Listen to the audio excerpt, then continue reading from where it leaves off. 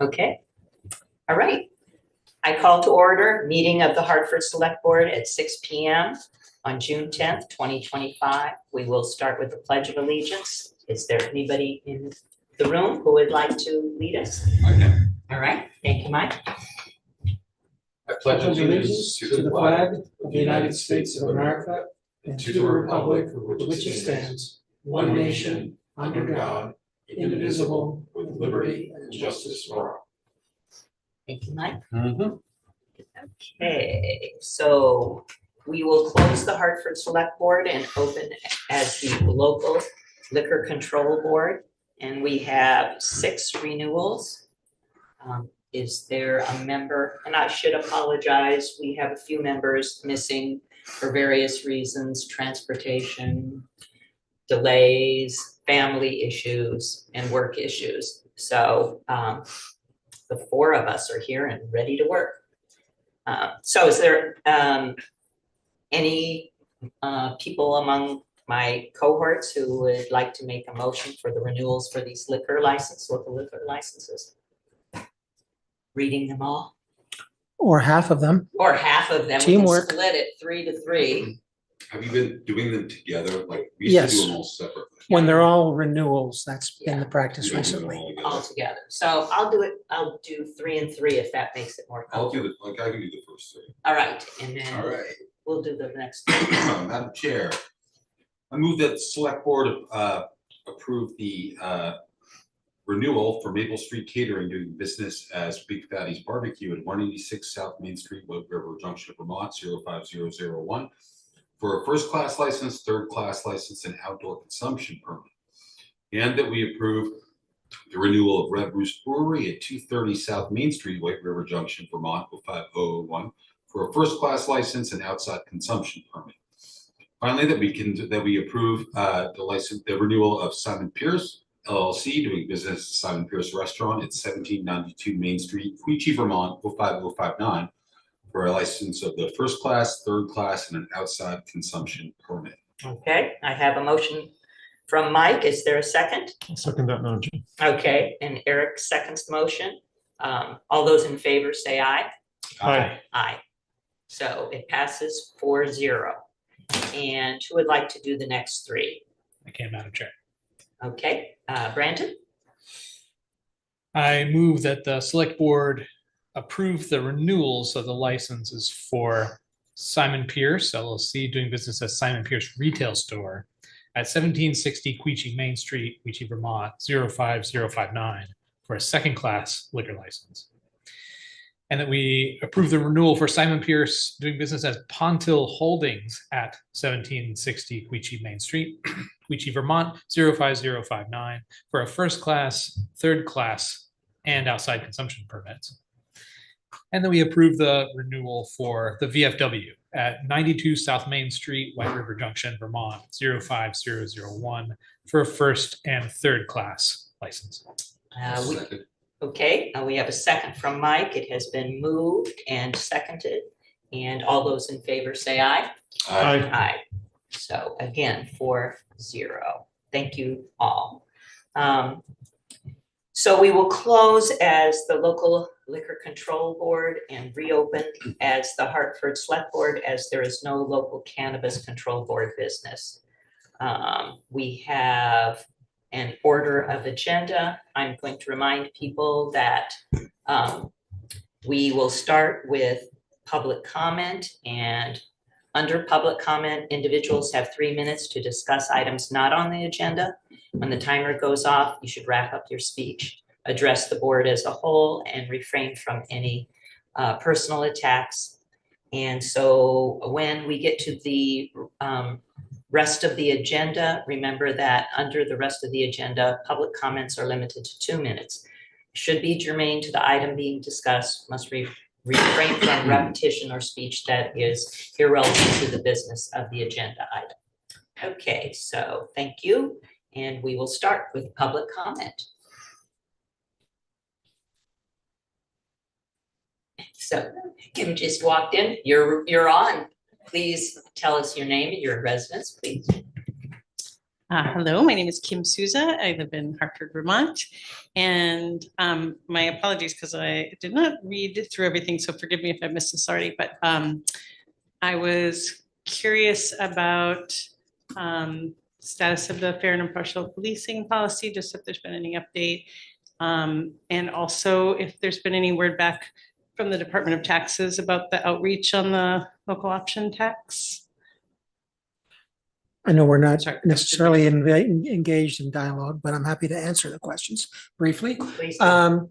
No, there has been no response as yet from the Police Academy Executive Director nor the AG's office to our proposed modifications to the fair and impartial policing policy. I certainly would be happy to share the information with the board when I get it. I think it's been at least 2 weeks since we sent those out, so I will nudge them and ask them how their response is coming along. As to the other matter, which is the enforcement or the implementation of the local option sales tax, I have forwarded information to the state regarding 2 or 3 business owners, vendors in the town who have not yet been contacted by the state, even though the state told me 2 or 3 weeks ago that they have reached out to all the vendors in town with instructions on how to collect and report the local option sales tax. I think I heard from about 10 businesses that just replied to an email that they have not heard anything. If you'd like to forward it to me, or you can contact Sharon Assay at the state directly. Yeah. She did. I saw her letter to Sharon, and you never received a response from her? Well, I think she wrote back Friday afternoon to say that she would get back to us this week. And I was literally like just coming back into town and thought I would stop in and check and see if we Great. update. Thank you, Kim. Yes, thank you. We'd like to see that revenue, So what? that revenue. Yeah. Yeah. Do they know we're different villages? I've told them, I said, you know that we're 5 villages, 5 or 6 different zip codes. Yeah. But you'd think they'd know this. Yeah. But again, repetition, we'll keep at it. They also have already implemented for several years our rooms and meals and alcohol tax. Right. Nick, do we have anybody online? I don't see any. Oh, okay. Nick, you don't see anyone's hands up yet? Okay, then we will close public comment and we will move into select board comments and announcements. Brandon, do you have any? I do not, thank you. Okay, Mike? Nothing. It's nice to be here in the flesh. I had to Zoom a couple meetings in a row, so it's nice to be back and see some of my colleagues.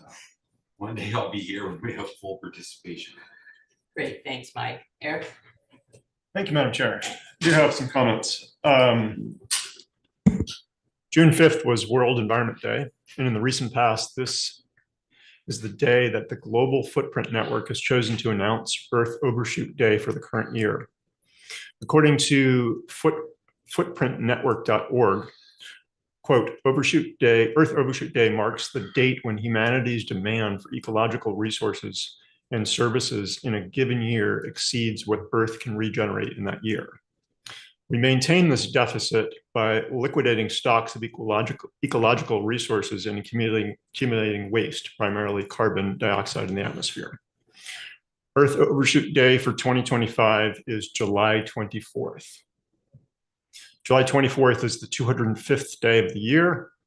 That means 56% of the way through the year, we've exhausted that which can be regenerated by the earth, and 44% of the year we are drawing down on resources.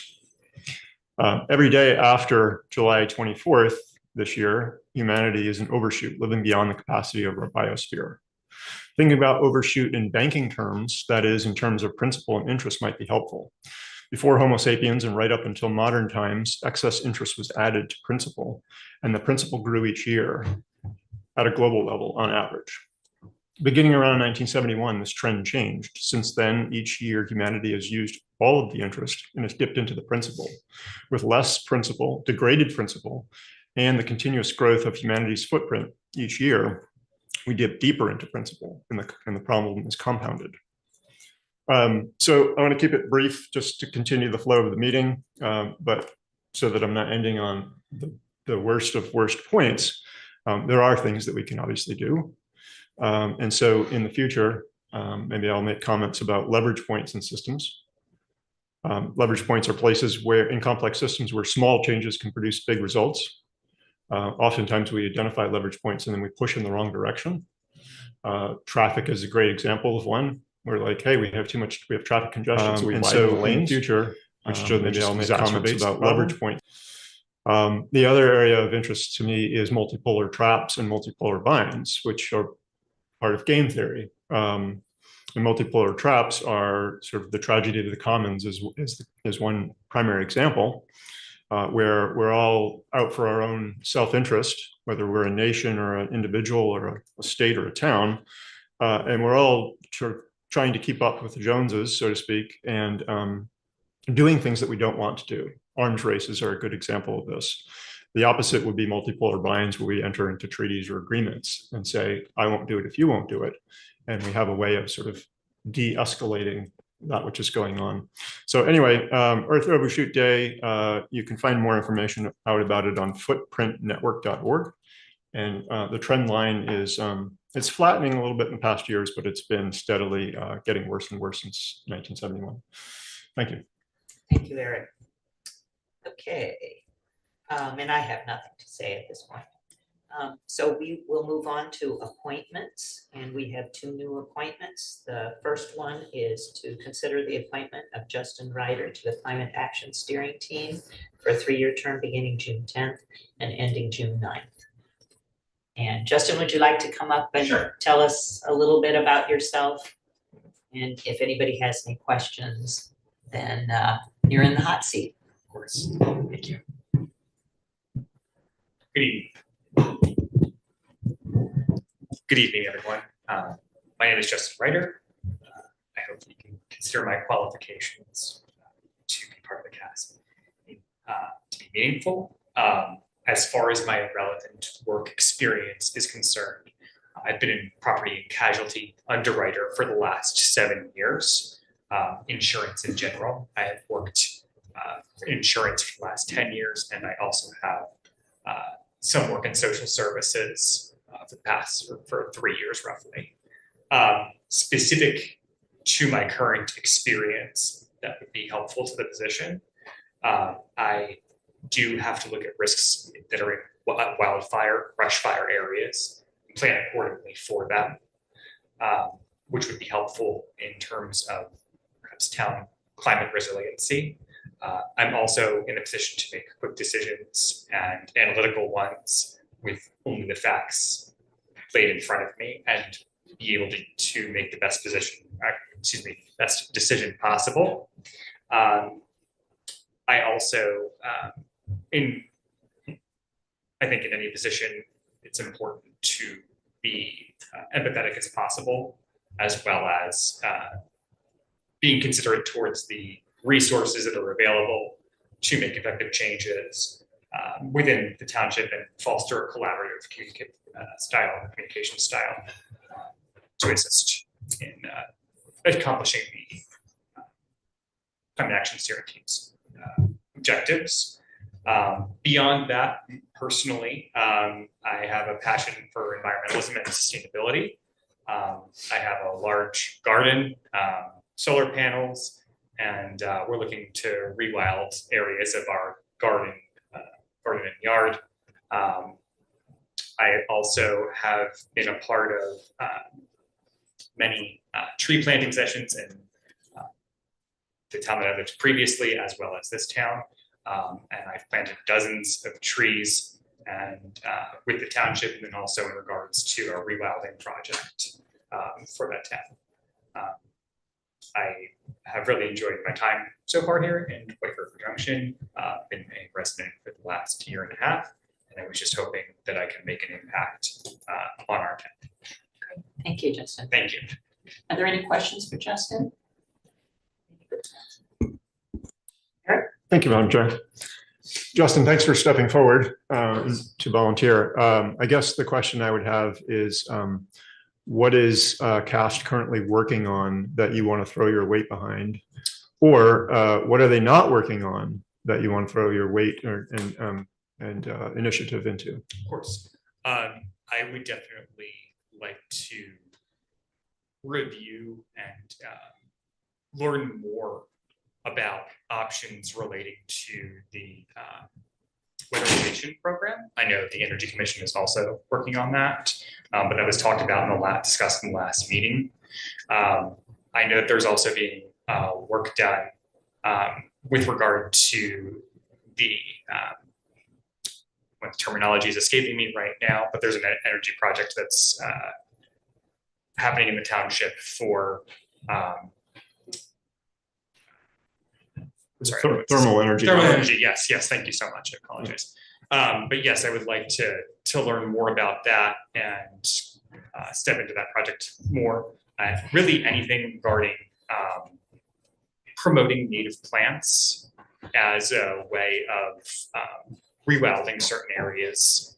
And I would also like to, of course, help more with regards to creating more community gardens and reducing our carbon footprint by promoting healthier lifestyles and creating access to greener transportation,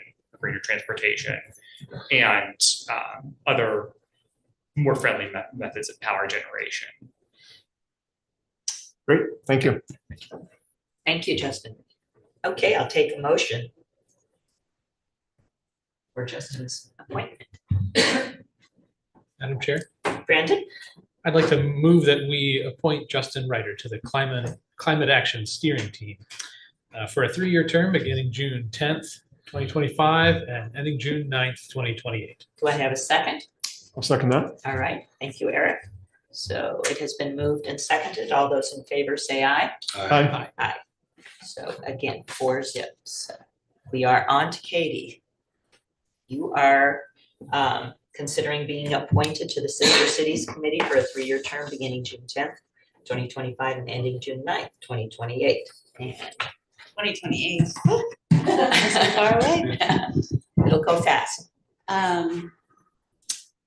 So I don't have anything as beautifully prepared as you did. So I'm just gonna speak very naturally here. I learned about the Sister City Committee through Laura and Joan. And I was interested from the beginning for a few different reasons. I've always been very committed and inspired to the work of cultural exchange. My first time abroad by myself was when I was 16 years old to South America. I went on to be an exchange student. I went on to organize various public health projects through work in Chile, Guatemala, and Ecuador. And I spent a lot of time working with the Rotary Club and Interact Club through high school and college, which, you know, my first daughter was born in 2011. So right around then, my work in international volunteerism and community service kind of stopped and paused. Obviously, my work in dedication to serving the community at large has continued as a nurse. But now my daughter is 13 years old and shares this interest with me. And so, I mean, I'm compelled, one, to be like working with Laura and hopefully Joan too, and some other people who share these interests that are on the committee, Allison, to just be learning about this committee. I've learned a little bit about the history of the committee. I have a lot more to learn. My daughter has been she's been in a practice of self-study with the language of French for the last year, practicing on Duolingo every day. and has been sort of discovering a love for France for a few years. And I don't know where it comes from, but I'm following her. And so I'm interested in being a part of the committee because I think there's a lot of focus on what's going wrong in the world right now, and the divides that exist between places and people, and how language can be a barrier. Language differences can be a barrier. And I'm just interested in remembering our shared humanity. And I think the best way to do that is to build cultural bridges. And so I was kind of excited to learn about Sister City. I had always done cultural exchange through the Rotary Club. And I love the idea that there's a construct that's happening within the municipality. And so, you know, I'm a dreamer and a visionary, and I have 1 million ideas, but my first task will be to listen and respectfully honor the work that has been done before me and sort of see what emerges. Thank you. Yeah. Appreciate it. Anybody have any questions for Katie? Chair? Yes. If we're ready for a motion, I am the liaison to the Sister Cities Committee, so it'd be my honor to make that motion. Go ahead. All right, I move that the select board appoint Katherine Williams to the Sister Cities Committee for a 3-year term, beginning June 10th, 2025 and ending June 9th, 2028. Do I have a second? I'll second. All right, Brandon, thank you for that. It has been moved and seconded. All those in favor say aye. Aye. Aye.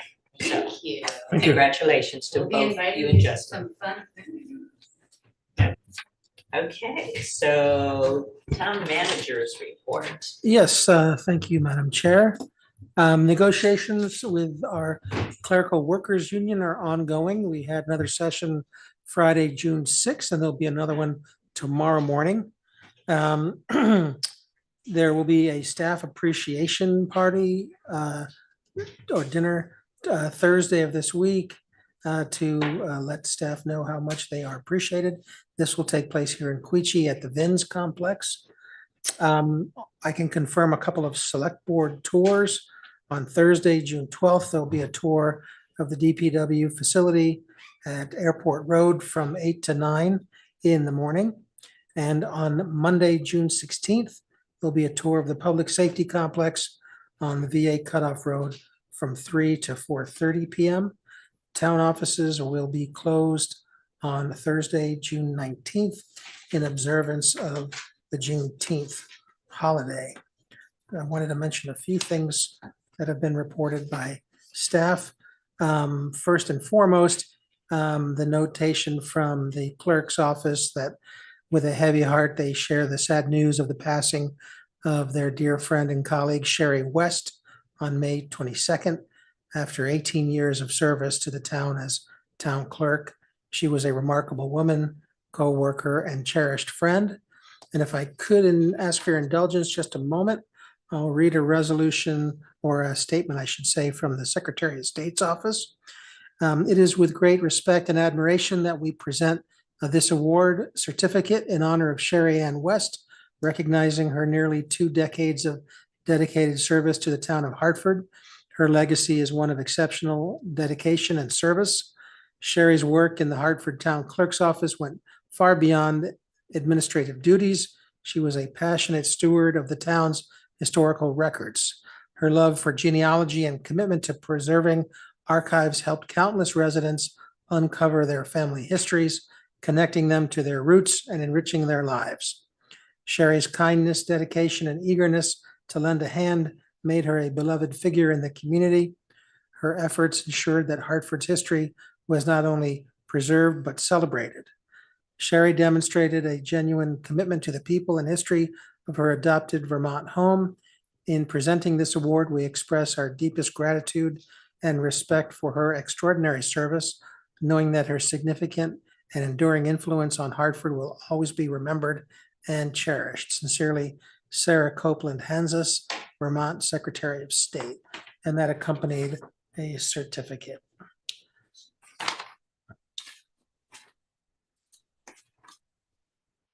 The communications and media specialist points out that he's been working with the Planning and Development Department to overhaul its website to include more relevant and pertinent information for residents and builders.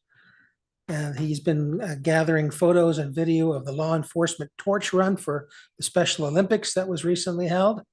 And he created a short 1-minute video for social media highlighting the event. He's obtained his FAA Part 107 license, which allows him to operate drones around town.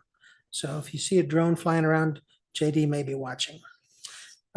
He's been working to complete a community service resource list that lives on the town's website. And he's generated a first draft of a trifold from that list for use by the fire department. They've asked for some assistance on handing out helpful information to community members that might need it.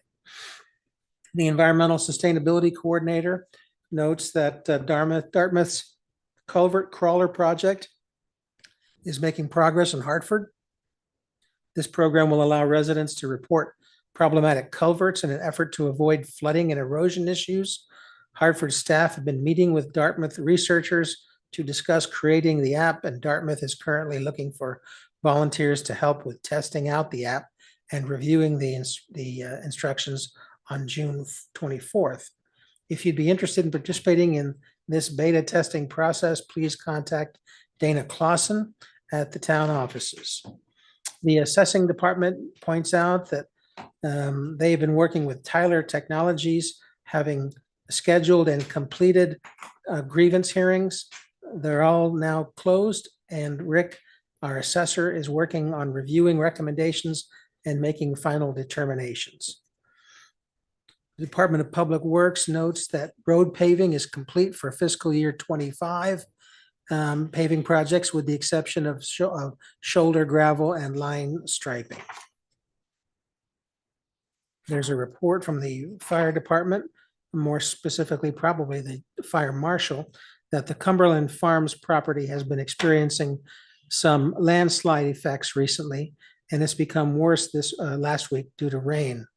A geotechnical engineering firm hired by the company has started evaluating the site and is working towards quick action solutions. The propane tank at Cumberland Farms has been pumped off and disconnected. The underground gasoline tank closest to the landslide area has been pumped off. We are continuing to work with multiple agencies to monitor the situation and review mitigation steps. The fire department also would like to welcome Richard Cahan to the fire department as its newest full-time employee. Richard was formerly a firefighter for the town of Hanover. He's completing his background and pre-employment requirements, and they hope to have him begin his probation on July 7th. The police department notes that Detective Sergeant Scott Moody, along with federal, state, and local partner agencies in Vermont and New Hampshire, were presented with an award for their participation in a multi-state federal narcotics investigation. The Department of Planning and Development has a few highlights from 2005's Green Up Day event. There were 430 volunteers, 550 bags distributed, and 2.92 tons or 5,838 pounds of trash collected. A special thanks to White River Subaru for accepting Hartford's 83 tires from Green Up Day and paying for their disposal. With respect to Vermont municipal planning grants, they have been working at the Planning and Development Office to confirm acceptance of the grant to update the town's capital improvement plan. Land Development and Permitting Division reports that there was a presentation of the Bliss Road Telecommunications Tower replacement to the Planning Commission for consideration last night. John, I have a question, and Kim, I'm glad you're in the audience because you may be able to answer this. We're talking about the staff appreciation. Has there ever been anything done with appreciation for all the volunteers of all the committees? I keep thinking, almost every meeting we have new people coming on and renewals of people who have been on commissions. And I just wonder if there's anything we can do that just to show our appreciation for those. Do you know if we've ever done anything? certainly something I could discuss with the HR department. One thing to show appreciation is the institution of a stipend program. And that hopefully expresses some degree of Right. appreciation. Absolutely. Thank you both. Okay, Madam Chair, if I may. yes. Thank Eric. you. Quick question about the Quechee pollution abatement plan or plant. I think a few weeks ago you reported that there was still some engineering work going on with the replacement for the blower. Is that project still pending implementation? And now that it's perhaps swimming weather, I was just thinking about the downstream swimming holes and stuff, and whether things are posted accordingly. It seemed like that we were putting out a pretty high level of bacteria from that plant at this point. Brian Gazda is here to answer your question, if you don't mind. Thank you. So we just received the scopes of work from the engineering firm, and I'm reviewing them tomorrow with the chief operator. And once we get that way, because of the cost, we're gonna have to do a competitive bid package. So my goal is to hopefully have something to you by the end of July with that. But the notices have been put down on Ottaquechee River when it first happened about the high levels of the E. coli down there. So they've been down there for a while. I thought we approved. The replacement blower and Oh, the blower, yeah, I'm sorry, the blower is on order. We're waiting for it to come in. So if you're talking about that, Eric, that's the blower's on order. We've got that. We're still waiting for that to come in. I was talking about, we've got other issues down there now too that are affecting the E. coli that's going into the stream, into the river. So, but that we're waiting to get that, and we emailed the vendor weekly, when we expect to get it, but it looks like it's coming in from Texas. Okay. So downstream swimming holes are off limits then? They're not off limits. Our job is just to warn the public of higher levels because it's a public river. We can't control the waterways. So Okay. People want to go in there. Okay. Thank you. We got a response. I'll let Mike explain it. Yeah, the sound on the Zoom broadcast is delayed or echoing, doubling. So it sounds like it's hard for people to understand what's happening. I don't know if there's a fix for that identified right now, but I just wanted to pass that along. Is your Zoom muted? My Zoom is muted.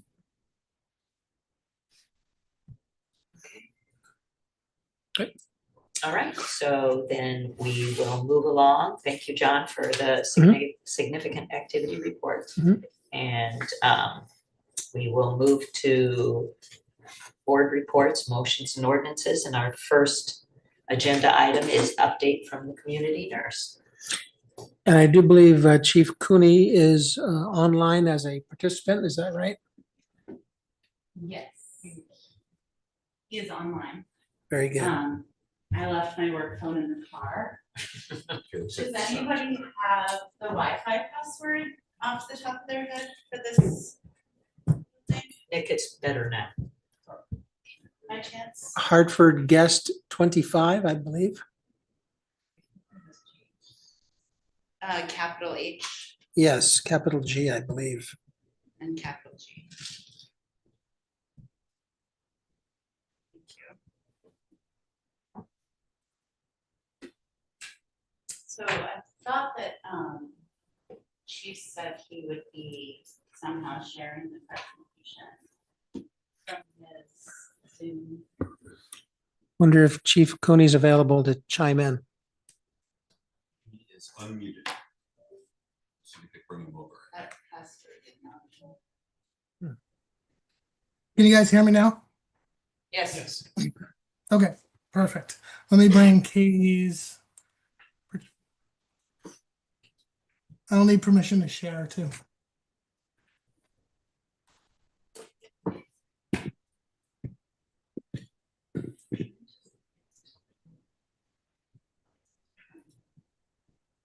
I think it's just 25, not 2025.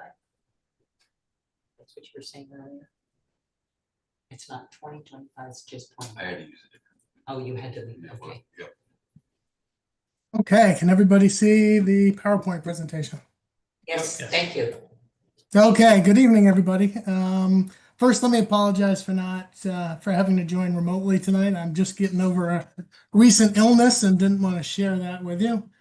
That said, I'm grateful to be part of the meeting and introducing Katie Williams to you as our town community nurse.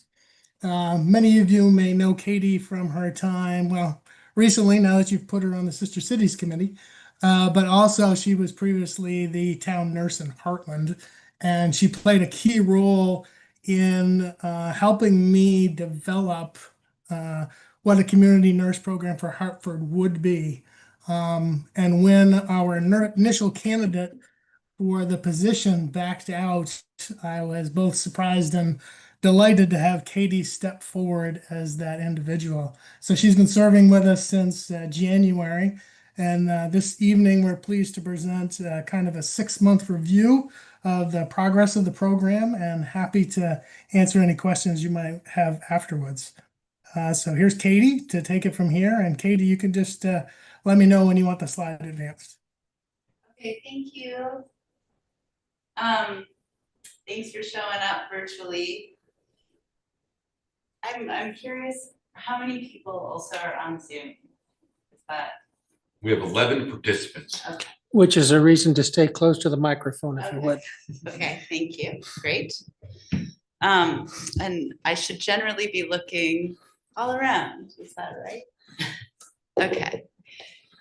Yeah, so thank you for having me tonight. I've been making an effort to provide you folks with some updates along the way. It's been, I think, a little over a month since I gave you my last update.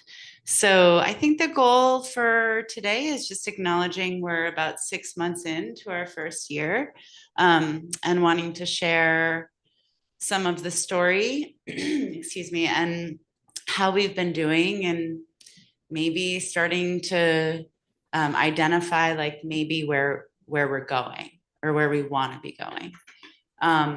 So go ahead, Scott, and move into the next slide.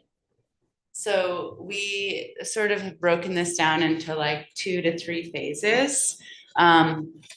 We're calling phase 1 program development. So I started very part-time in December. After all of the background check and interview process was complete, I started working about 5 hours a week. And that was actually really strategic and smart because we weren't really ready to jump in. We weren't really ready to launch. So that gave us the opportunity to kind of map out what the next month would look like and start to get to know some of the key players. So through phase 1 in program development, I'm calling phase 1 January, December through January. We got through general orientation. The amazing team at the Bugby Senior Center, who I work with very closely now, welcomed me. We opened up the office, started connecting with some of the seniors that are in regular attendance there. Worked with JD to develop content for the website, content for the brochure, and kind of explore what marketing might look like for the program. We got our referral form live on the website. Started outreaching and networking with partners. So I was very deliberate and resisted formal referrals until the month of February. I wanted to take those first 4 weeks to really get a feel for the lay of the land, and multiple times a week was meeting with individuals and groups, kind of introducing the framework of what a community nurse is and exploring how do we work together. And I think I was counting today like 23 partners that I met with in that month of January. And during that time, you know, at each meeting, we would explore and identify high-risk people. And that's really how I started to build my caseload. And then we did the meet and greet series. So we hosted a conversation, a discussion, a presentation about what a community nurse model is, what it means for the people in town, how to get involved. We did that at 3 different libraries and at Bugby Senior Center. Bugby Senior Center was by far the most attended. The libraries were small, but each conversation was really beautiful. And actually out of the library came a number of people who have showed up to be supports and allies for the program. So I think that that was a really good effort. Yeah, and just not included in the rest of this presentation is a description of sort of my administrative and my outreach role. So I am primarily clinical, and that is primarily what we're going to talk about today. I am no longer doing these meet and greets. I am no longer deliberately trying to outreach to people. My outreach and admin time right now looks like doing my open office hours at Bugby Senior Center. I've been helping with the pop-up health clinic through a coalition in the Upper Valley. And I've been starting to do a little bit more kind of like educational planning to do some talks in town. And we've developed a really lovely network, including folks from the police department, where we are gathering case managers from various organizations in town, meeting once a month and doing some care coordination and client referral. I would call that some kind of hybrid between clinical and outreach, because there's a lot of mutual support going on in those circles as well. Okay, Scott, you can move on. Oh, we're there. Great. He's like, move on, Katie. Okay. So phase 2, transition to clinical care. So to date, we have gotten 62 referrals since we started in February. My active caseload is 35 right now. These numbers reflect right now. I have 15 inactive clients and I have 8 clients that I've discharged. They've either passed away, they've moved out of town, or they really just didn't need my services at this point. Inactive suggests I engaged with them. I'm not ready to discharge them. We do not like to discharge people in community nursing. We like to keep them. If they need us to come back and check in, we like to make it really easy. So if they're not ready to be discharged, we move them over to inactive. So that's sort of, that number is always going to show a potential. Active clients means people that I am actively engaging with, I've done a visit with, or had a phone conversation with in the last month. So in February, we had 20 clients referred. By March, it was 29. By April, it was 38. And by May, it was 62. So this gives you a sense of like pretty steadily every month, we're getting more referrals. And I'm learning how to balance out what is active, what is inactive, who's a priority, who is high risk, who is high case management level, and who is low risk. And you can see here, this little graphic kind of shows where are these referrals coming from. Primarily coming from community agencies, community partners, police social worker, HCRS, SASH, but some people are self-referring, family members, neighbors, friends, primary care providers, fire department. And I want to just also a little disclaimer, like this is all data from REDCap, which is the system we use that's funded through the Community Nurse Connect. And it's good data, it's real, it's true, but it's not accurate. Like there's a lot that's not getting captured here. But I think it shows a good substantial picture of what I am doing out there. And I just want to say I have 4 pending referrals right now as well. So that will likely within the next week bump me up to 39 active clients. Okay, Scott. Okay, so these are the kinds of encounters that we have going on. Blue is home visits. Gray is coordination of care with other care providers. Yellow is phone with client, family, or caregiver. Green is email. So you can see, I think this accurately demonstrates most of my clinical function is home visits in the community.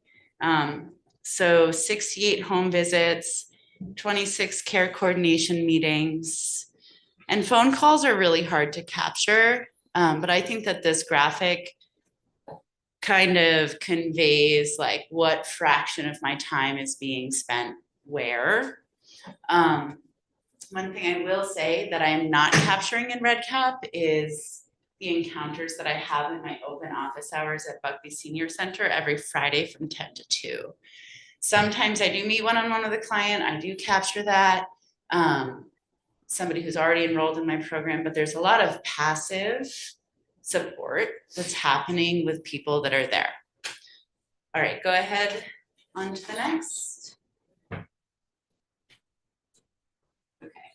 Actually, can you go to the next one first? Sorry, I switched this up on you. Okay. So then coming into what is the impact of the nursing program, if we look at interventions and outcomes. So interventions are emotional support, education or assistance. I'm going to read these going down the line. It's a little hard. They're very small on the screen. So we're going to start with interventions, and I'm going to go down and try to expand what they say. Education or assistance with medications, education or assistance with equipment, education or assistance with symptom management, education or assistance with transportation, delivered essential goods to the home, education or assistance with healthcare management, advanced care planning, COVID-19 education, you notice that one's blank, referral to community agency, assistance with technology, communicated with MD or NP, followed up on a 911 call.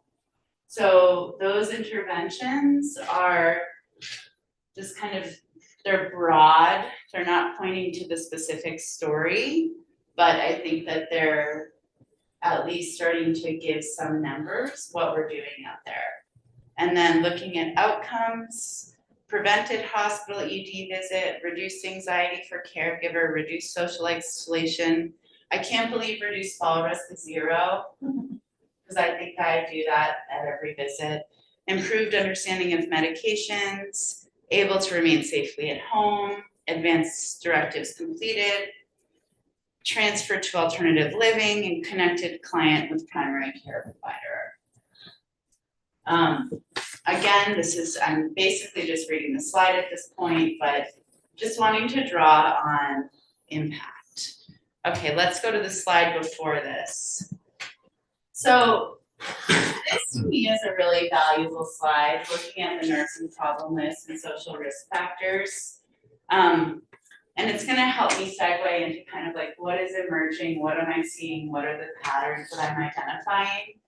So I was initially going to show some numbers here, but then I realized that they were grossly understated.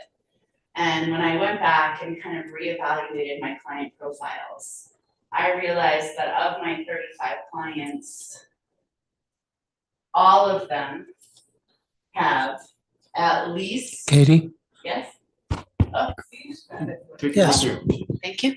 All of them have at least 2 to 3 issues on the nursing problem list and 2 to 3 issues on the social risk factors. And so what I want to convey is the more criteria that my clients have on these lists, the more care I am providing them with. For some reason, the term I want to use is really escaping me right now. Intensive case management, that's the word I want to use. So in the community nurse model, one of the things that sets us apart from other nurse models is that my visit schedule is nurse determined. And what that means is nobody is telling me who I can see or can't see and why.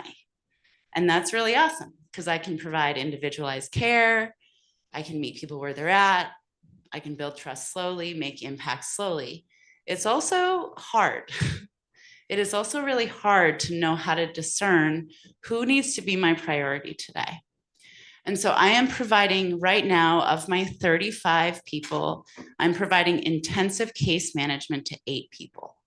And what that means is those 8 people likely have at least 6 here, majority here. just to try and give you a picture of what these people are struggling with in their day-to-day.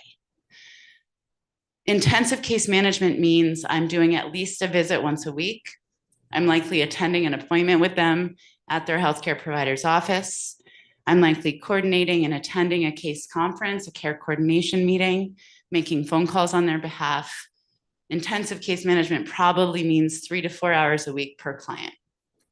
I have 8 clients that are intensive case management right now. You can move on to the next slide, Scott. So my husband, by the way, was like, it's not a flow chart. Like, that's the wrong thing. But AI chose this for me, so we're just going to go with it. So 8 are considered high frequency of visits and intervention. 28 I'm defining as moderate or low risk. I do not have a tool to help me evaluate this. One of the things that's interesting, of those 8, bear with me here, 4 of these people live in the new Twin Pines buildings. I will say, as I was thinking about this, I had 6 in the Twin Pines buildings.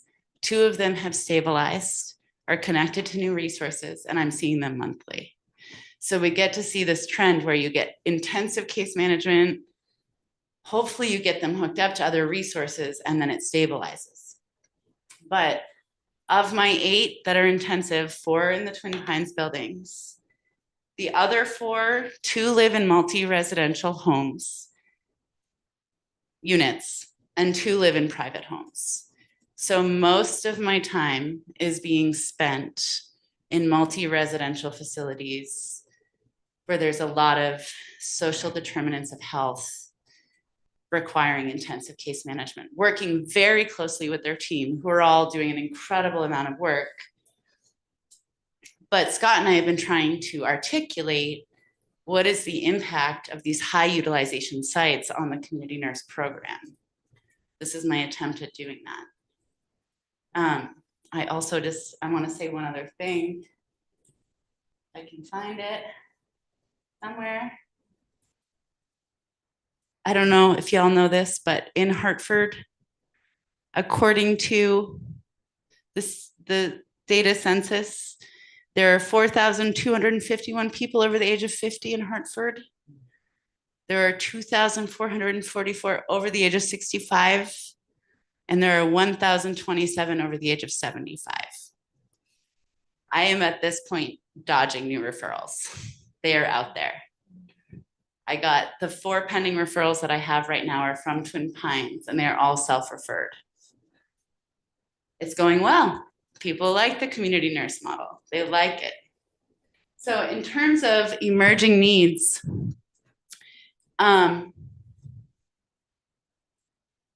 again, we are developing a monthly case management support meeting. I'm finding that I'm able to reduce my intensive case management needs if I'm partnering well with my community partners, which means I need that outreach time. So we've developed a monthly meeting to streamline our communications. The other thing I'm working on actively with the support, Scott supports everything in such an amazing way, is so open and always available. I want to say Mark at Bugby Senior Center has also been an incredible support. Tomorrow, Friday, Mark and I are meeting with a person who has been really engaged and is ready to help us establish or fortify existing mutual aid networks. So that's our solution. I hope it works. We want to get neighbors helping neighbors so that we can address some of those social determinants of health in the lower to moderate risk folks that are in the private home communities that I'm not accessing as easily. And the thing that we haven't yet figured out, but that we're shining a big light on, is enhancing health services at high utilization sites. So those are conversations we're going to look forward to having. Okay, I think that's everything I wanted to say. Does anyone have any questions?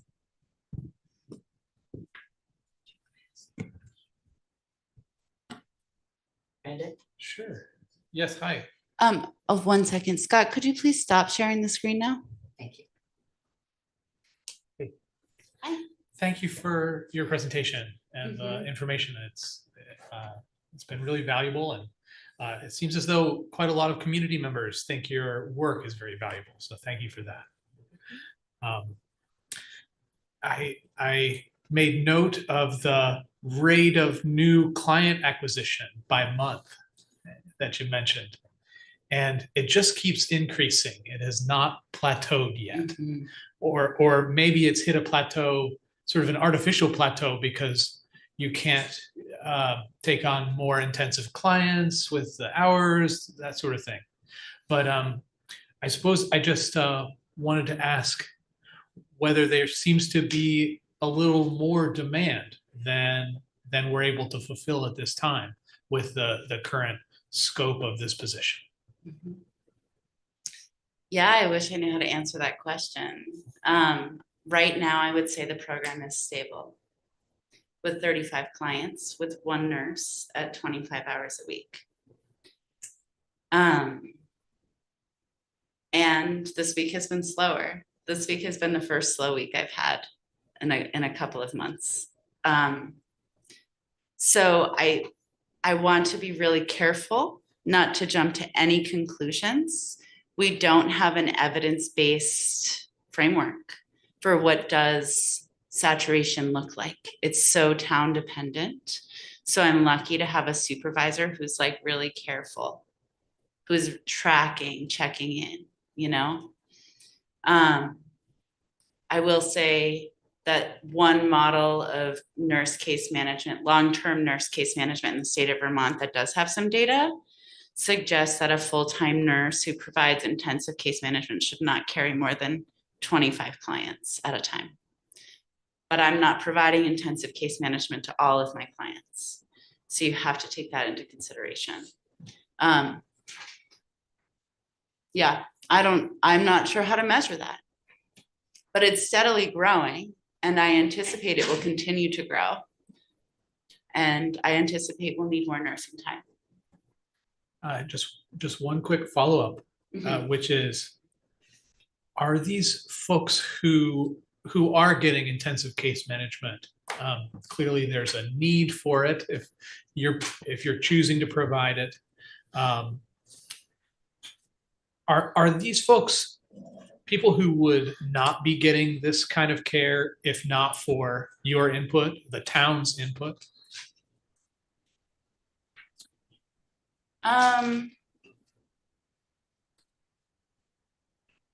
I think that the nurse perspective is critical. There are existing service coordinators on site at some of these locations, not all of them.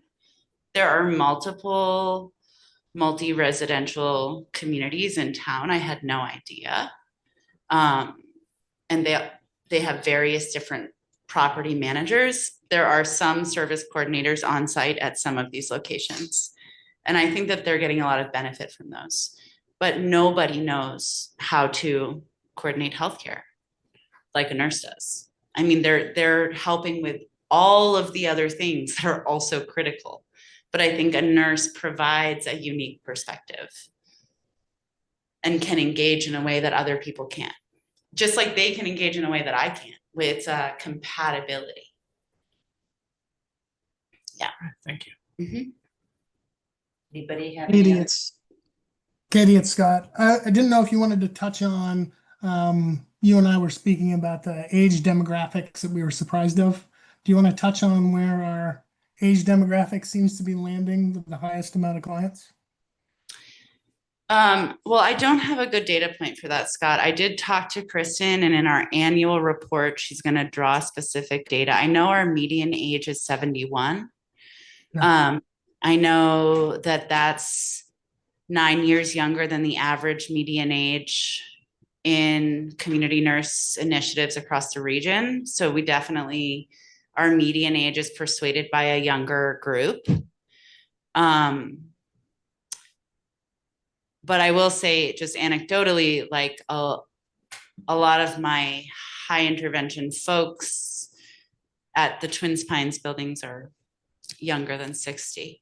So when we established this program, we decided to grow the demographic from the traditional nurse model, which is 65 plus to 50 plus. And the kind of complexity of health that exists in folks who need nursing support between the ages of 50 and 60 are more high level. You know, culturally speaking, I think if somebody's arrived at the age of 70 or 80, they're very hesitant to have help, even if they have comorbidities. Whereas I think folks that are 50 who need that support are much more likely to ask for that help, for reasons that are important and valuable. But it's been interesting for me to learn that the 50 to 60 demographic can perhaps be more demanding. Yeah, which is why we kind of land at the outcome of increasing healthcare services at these sites specifically. More so necessarily than increasing nursing hours in the town, like making them site specific, on site, a little bit more continuous, for relationship building and trust building. I think there would be a lot of benefit to that, but I don't want to get lost in those weeds right now, because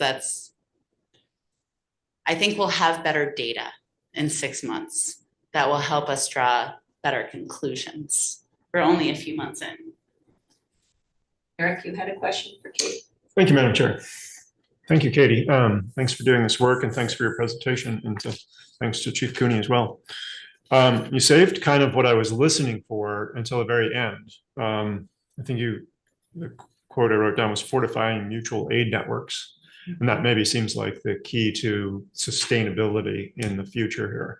When I looked at the data, which I appreciated, encounters were in the home, the majority of the encounters were in the home, and the majority of the interventions were emotional support. It reminded me of a study I heard about years ago where they measured a whole number of things, including, so it had to do with placebos. And people that knew they were getting a placebo, but were visiting their healthcare provider periodically, still had better outcomes. So even when they knew they had a placebo. So it has to do, in part with the human connection part. And so I think maybe that will help to unload some of the non-intensive and non-clinical, or the work where your clinical skills are really required, and shift to the mutual aid network to be somewhat sustainable in the future. So I appreciate the intentionality and the way that you've been progressing the program. So that's what I wanted to say. Yeah, I think it's all about that mutual aid. I think that's going to make a huge difference. Like, if I could guarantee that my 90-year-old client that lives out in the more peripheral parts of town, that is no longer driving, can't get her own groceries, hasn't left her house in 6 months because she's afraid to go down her stairs.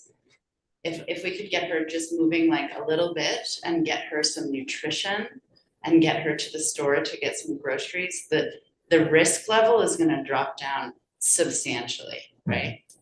And so the more we reduce the risk, the lower the intervention level is happening.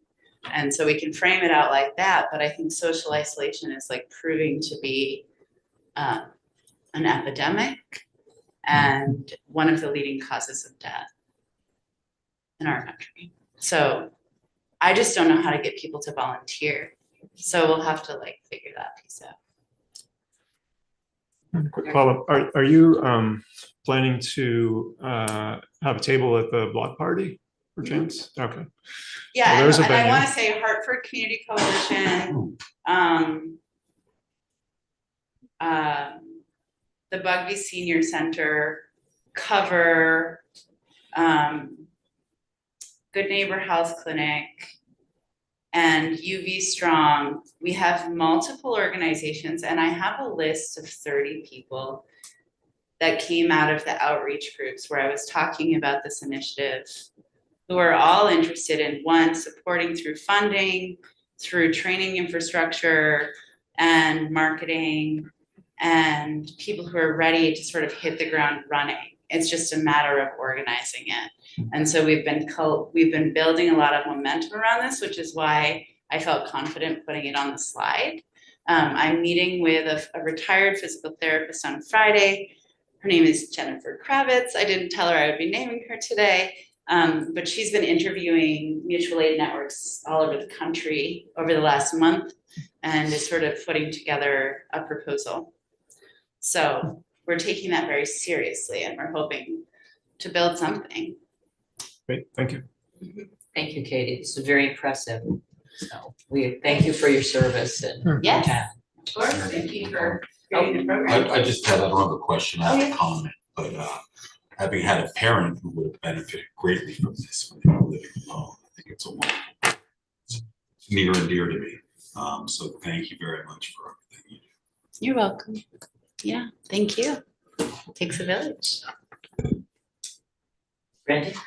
Just one quick comment for myself, if you don't mind. I am so invested in this type of work in the sense of providing a service directly to the community as opposed to some other indirect means like through a tax credit, or you folks have to jump through hoops to qualify or such and such. I think services provided directly from tax dollars is such a wildly efficient system, and I'm really surprised we don't use it more. But I'm so thankful that everyone has come together and decided to use it in this way. I think it's paying off in a huge way, and it's just very efficient. We know how much this service costs, and compared to other, we spoke of this in meetings, compared to nurses at Dartmouth, it's just a very efficiently run system. So what a great thing to be doing. And I want to thank previous select boards who pursued this model, because they've played a large role in bringing this about. So thank you again. Yeah, All right. that's great. Awesome. Let's keep going. Yeah. Okay, then we will move on to the ARPA project update. Yes, Madam Chair, I can keep this relatively brief. Gail in Finance and myself, we agree that it's important to have periodic check-ins with the Select Board, which allocated all of our ARPA funding on bringing some attention to the projects that have not yet reached conclusion. There's 8 out there now that we've listed in the memorandum. There is the solid waste assessment that is being done for the DPW department by, I believe that's Du Bois and King. Brian? Du Bois and King? The bridge assessment? Or Stantec. Stantec, I'm sorry. There's the Bugby Senior Center feasibility study, which is essentially done now, and which will be shared as a springboard to the upcoming work of the building committee to evaluate that feasibility study and make recommendations from it. There's the bridge assessment, I'm sorry, that's the Stantec project that's ongoing. The water main work being done at Nut Lane, also under the supervision of the Department of Public Works. There's also a purchase of a 2026 Freightliner truck, also with DPW involvement. Planning and Development has a couple of projects that are ARPA funded, one of which we'll be hearing a little bit about peripherally, which is the installation of parking kiosks in town. And the other is more pedestrian improvements on the West Hartford Bridge. And the fire department is refurbishing engine, E1 engine is being refurbished with ARPA dollars. So each of these folks have generated brief reports that are in your packet identifying the status of those projects. And I'm hopeful that in these next several months, we can report that one after the other is being completed, and with all the funds expended, and if not fully utilized, returned to the town as unencumbered funds that can be applied to the unassigned fund. Yeah, I'd be happy to take any questions that there might be. Anybody have any questions? Okay, we will move on then. We'll talk to you in about 3 months with an update. Yes, absolutely. Thank you, John. Mhm. Okay, so Brian, you are up. Review fuel bids for LP gas board contract.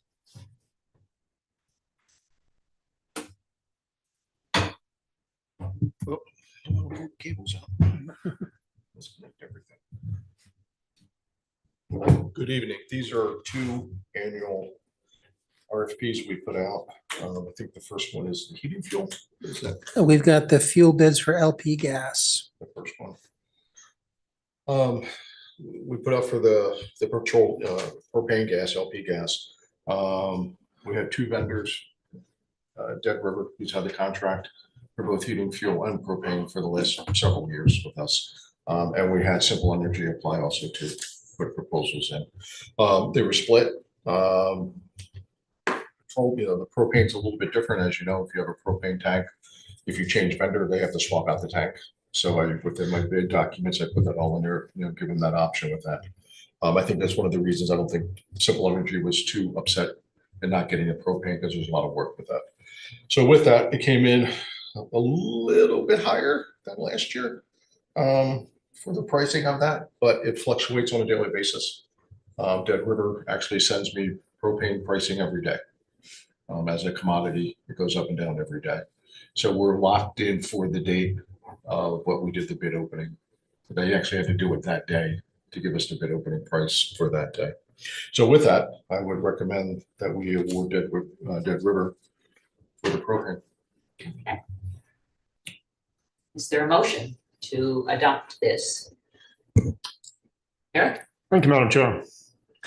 I move that the select board award the bid to Dead River Fuel, 43 Lincoln Corners Way, Woodstock, Vermont, for an estimated 15,050 gallons of LP gas at a price of $1.52, $1.5218 per gallon, and authorize the town manager to sign an agreement with Dead River Fuel for the period of July 1, 2025 to June 30th, 2026. Do I have a second? Second. Michael, second. It has been moved and seconded. All those in favor say aye. Aye. Aye. And Brian, you are on for the next one. So basically the same process. This one is for the heating fuel. Obviously, there's quite a bit more that we utilize in heating fuel with the wastewater treatment plant here in White River Junction being probably the biggest consumer of heating fuel. Once again, we had Dead River apply, and then Simple Energy. Simple Energy came in just slightly slower, a few cents lower. So they will be a new vendor. It'll be interesting to see how they work this year with us. But my recommendation is to award the bid to Simple Energies. Okay, and I'll take a motion. Motion. All right, Mike.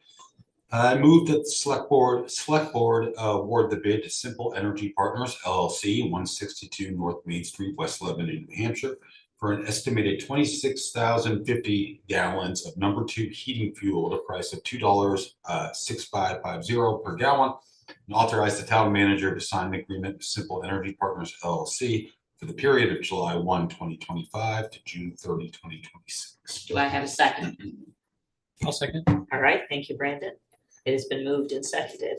All those in favor say aye. Aye. Aye. So that is set. Thank you, Brian. No, thank you. Thanks, Brian. And we will move on to review and consider request to waive purchasing policy for clerk records restoration and preservation. Lisa.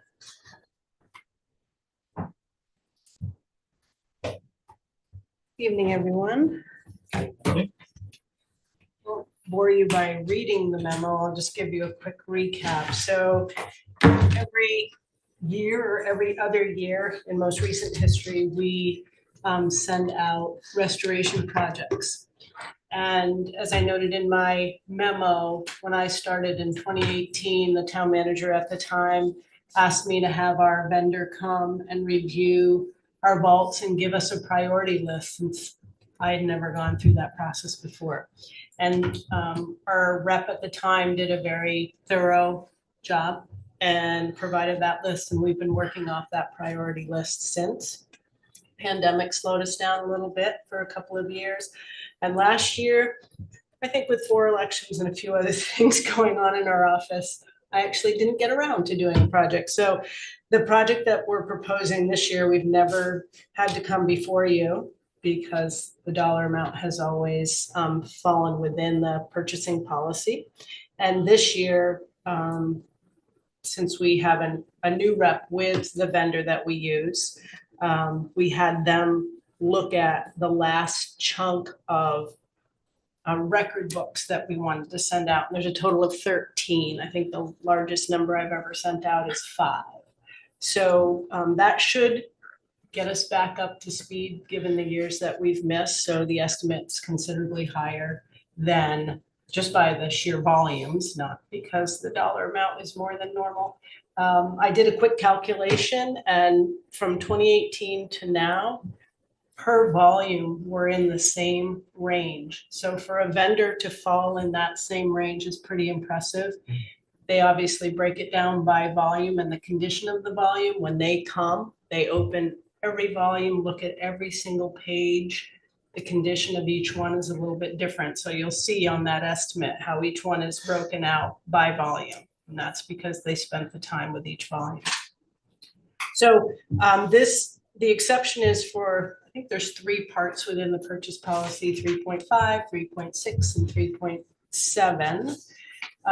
The first one, 3.5, is that it exceeds what can be approved by the department head, signed off by the town manager and the finance director. I believe that threshold is $20,000. So as you can see from the estimate, we're at 37 and some change. The second part, I believe, talks about going out to bid.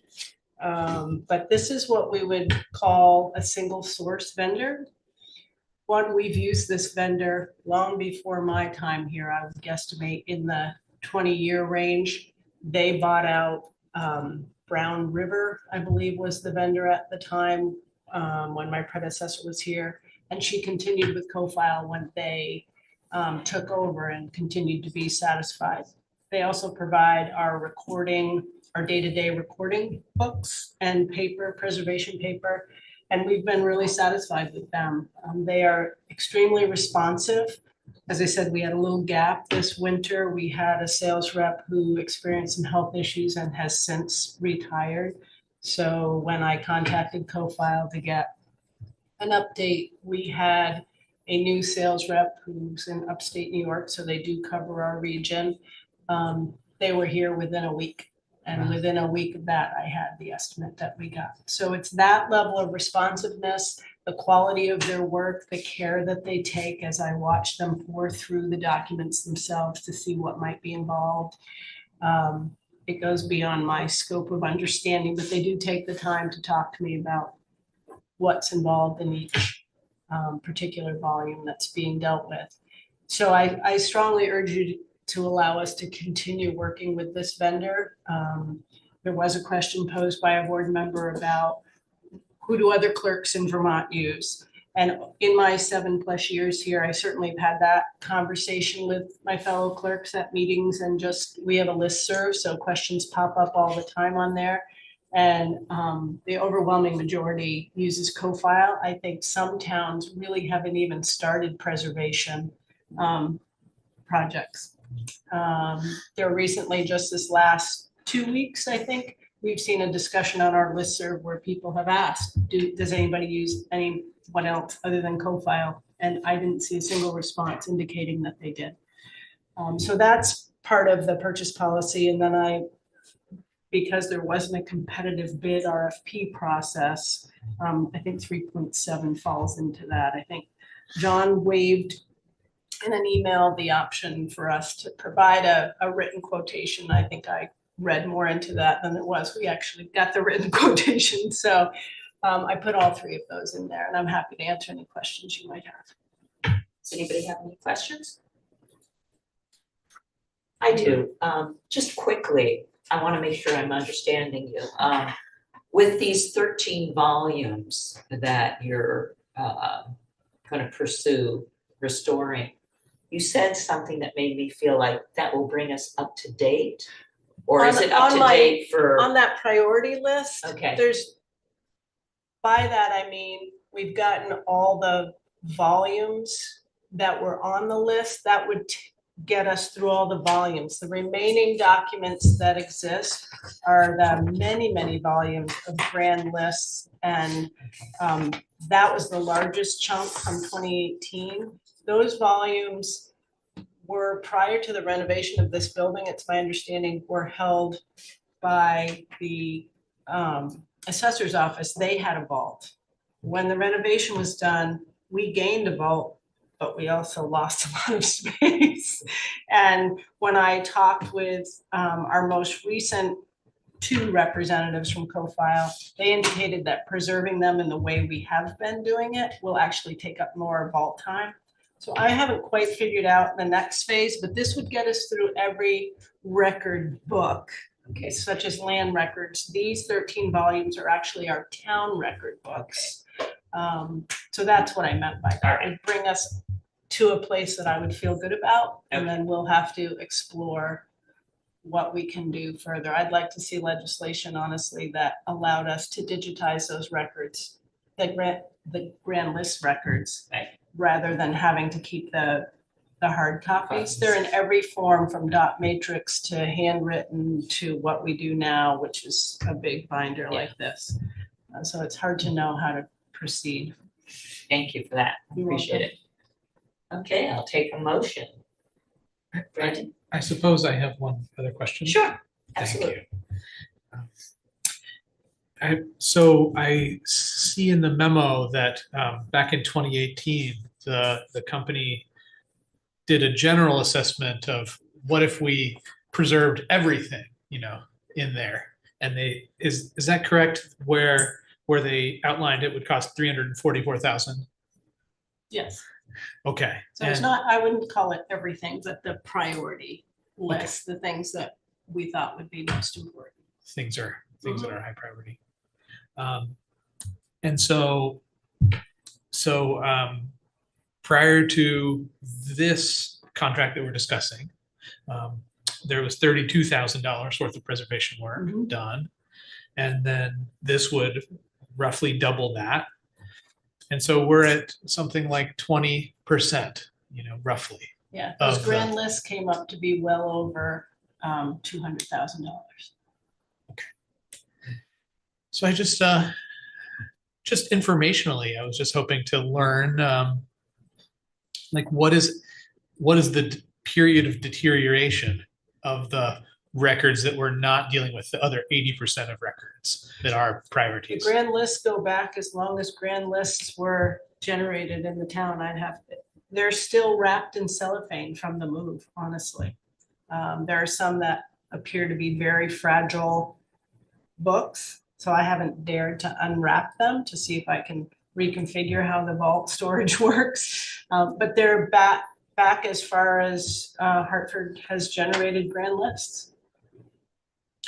So in other words, you're welcome to visit the vault and I'll give you a tour. But it's an overwhelming amount of documentation in all conditions. And the dot matrix ones are basically in these plastic binder things that people can flip through, but they're this big. So it seems as though overall we don't have a good handle on if we're going to lose any of the records, like due to deterioration over time, but we hope not. Our vaults are climate controlled. It doesn't mean that we have, JP Pests comes in and does their monthly check for pests and things like that. But they are not on preservation paper. So paper and quality of that paper certainly deteriorates. From my perspective, not to say that I don't believe they should be preserved, but in terms of a priority list, our town record books and our land record books have much greater value than those. As I said, many of them are still wrapped in cellophane. That would tell you how often they are requested. I mean, how often would you need to go into a grand list back to the 1900s, whenever they started? But I'm sure there is some degradation in the quality for sure. So much. Yeah. Thank you, for the Lisa. question. Any other questions online, Mike? Nope. Okay, I will entertain a motion. Madam Chair, Yes, Eric. I will make a motion, but I have one quick question, and I'm going to make it rhetorical so that it really doesn't have to be answered and it's even quicker. But the mention of, Lisa, your interest in having legislation around the digitization of the grand list records makes me wonder if VLCT is doing anything on behalf of towns on that front. I'll just And put although it I out know there. it's Something. rhetorical, I will respond only Okay. because I honestly don't know if legislation would fix it. The retention schedules are often done by the departments themselves. In this case, it's the property valuation and review. And now we get two copies, the abstract of the grand list and the final of the grand list of binders this big. And they make us keep both. And that is their rule. Now, it may be legislation that could do it. So I have not explored with VLCT or PVR what it would take to change the retention schedule. I'm not sure little Lisa O'Neill and Hartford has that power. I'm happy to, as time permits, follow up with that and see, because I do think, and the Clerks Association may be able to spearhead it more than I, That's what I was going to suggest, the Clerks Association. because they do have an active legislative committee. Thank you. Are you ready? to I take a am motion? now, yes. Okay, thank you. So I think this is like two parts, right? Yes. Okay, so I move that the board grant an exception to 3.5 of the purchase policy due to the specialty single source nature of the product and services to be provided by CoFile, and approval by the select board due to the estimate amount in excess of $20,000. Is there a second? Second. All right, granted, thank you. It has been moved and seconded. All in favor, say aye. Aye. And the next part, thank you. Like to- The next part of the motion, sure.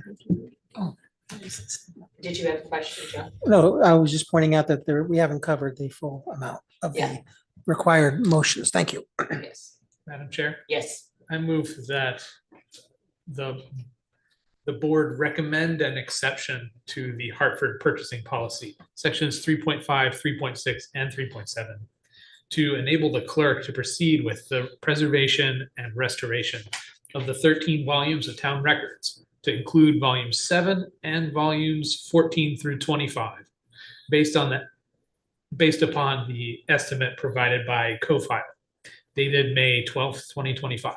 Is there a second? Second. Mike has seconded.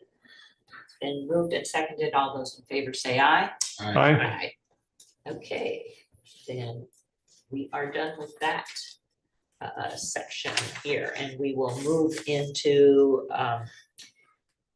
public hearing. Review and consider traffic and parking ordinance updates, including metered parking. Probably a good idea for police to come and address the board, but also I wonder, was Lori planning to be here online? Very good. Very good. John, do I have to open this as a public hearing? Yes, if you would. Okay, so So I you can move that- suspend the select board Yeah, meeting I'll and suspend the select board and open as public hearing 7:30. at 7:30, yes. Is it your production or Lori's? Combination of, I'm gonna do an introduction. Okay, And very Will's good. gonna do the presentation, because Very he's good. the one who worked on it. Okay. Good evening. Hello. We're just working on getting signed in for the PowerPoint, so it makes it easier to follow the changes between the two ordinances.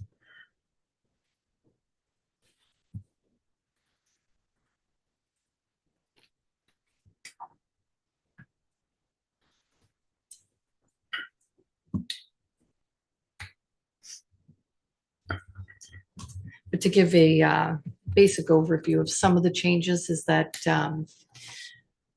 Will went through, which is Sergeant Fenari here, went through the current ordinance, looked at other ordinances from other communities such as Hanover and some other area communities in Vermont that do have parking meters to see how we could integrate that into the current parking ordinance. And also basically clean up some of the language and shorten the current ordinance because there were some addendums to it and that, and just basically putting in a nice, neat, easy to follow ordinance. I thought it was really nice to see what the current was right next to the proposed The changes. proposed, yes. For some reason, when we tested this at the office, there was no issue with opening PowerPoint. Here, PowerPoint wants us to sign in and create an account. Have you spoken with Nick about participating and all that? We have Okay. the Zoom up. It's Okay. just not, for some reason, PowerPoint's not allowing us to log in.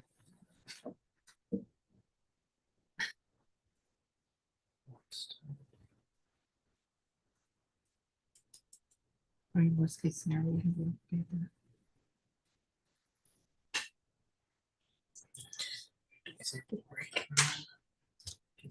it. And she doesn't have a PowerPoint presentation. Right.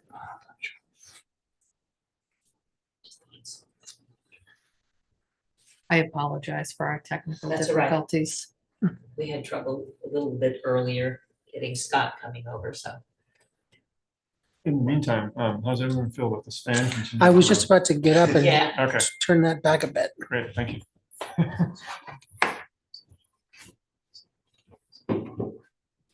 For a worst case scenario, do you guys have all of the PowerPoints in your? Yeah, they, Your they packet? scanned into the packet. They're a little fuzzy to read, but we also have the ordinances themselves, Okay, which is easier actually to read for, Okay. I found it easier to read. great. So worst case, if we need to go that route, we'll Yeah, probably we have have the to do language. that. And it's all highlighted nicely, so that makes it. Great.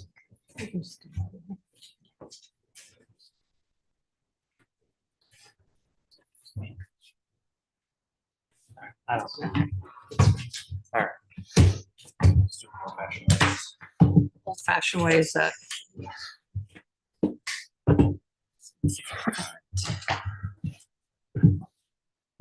So as I had said, Sergeant Fenari, when he was on midnight shift, worked on this.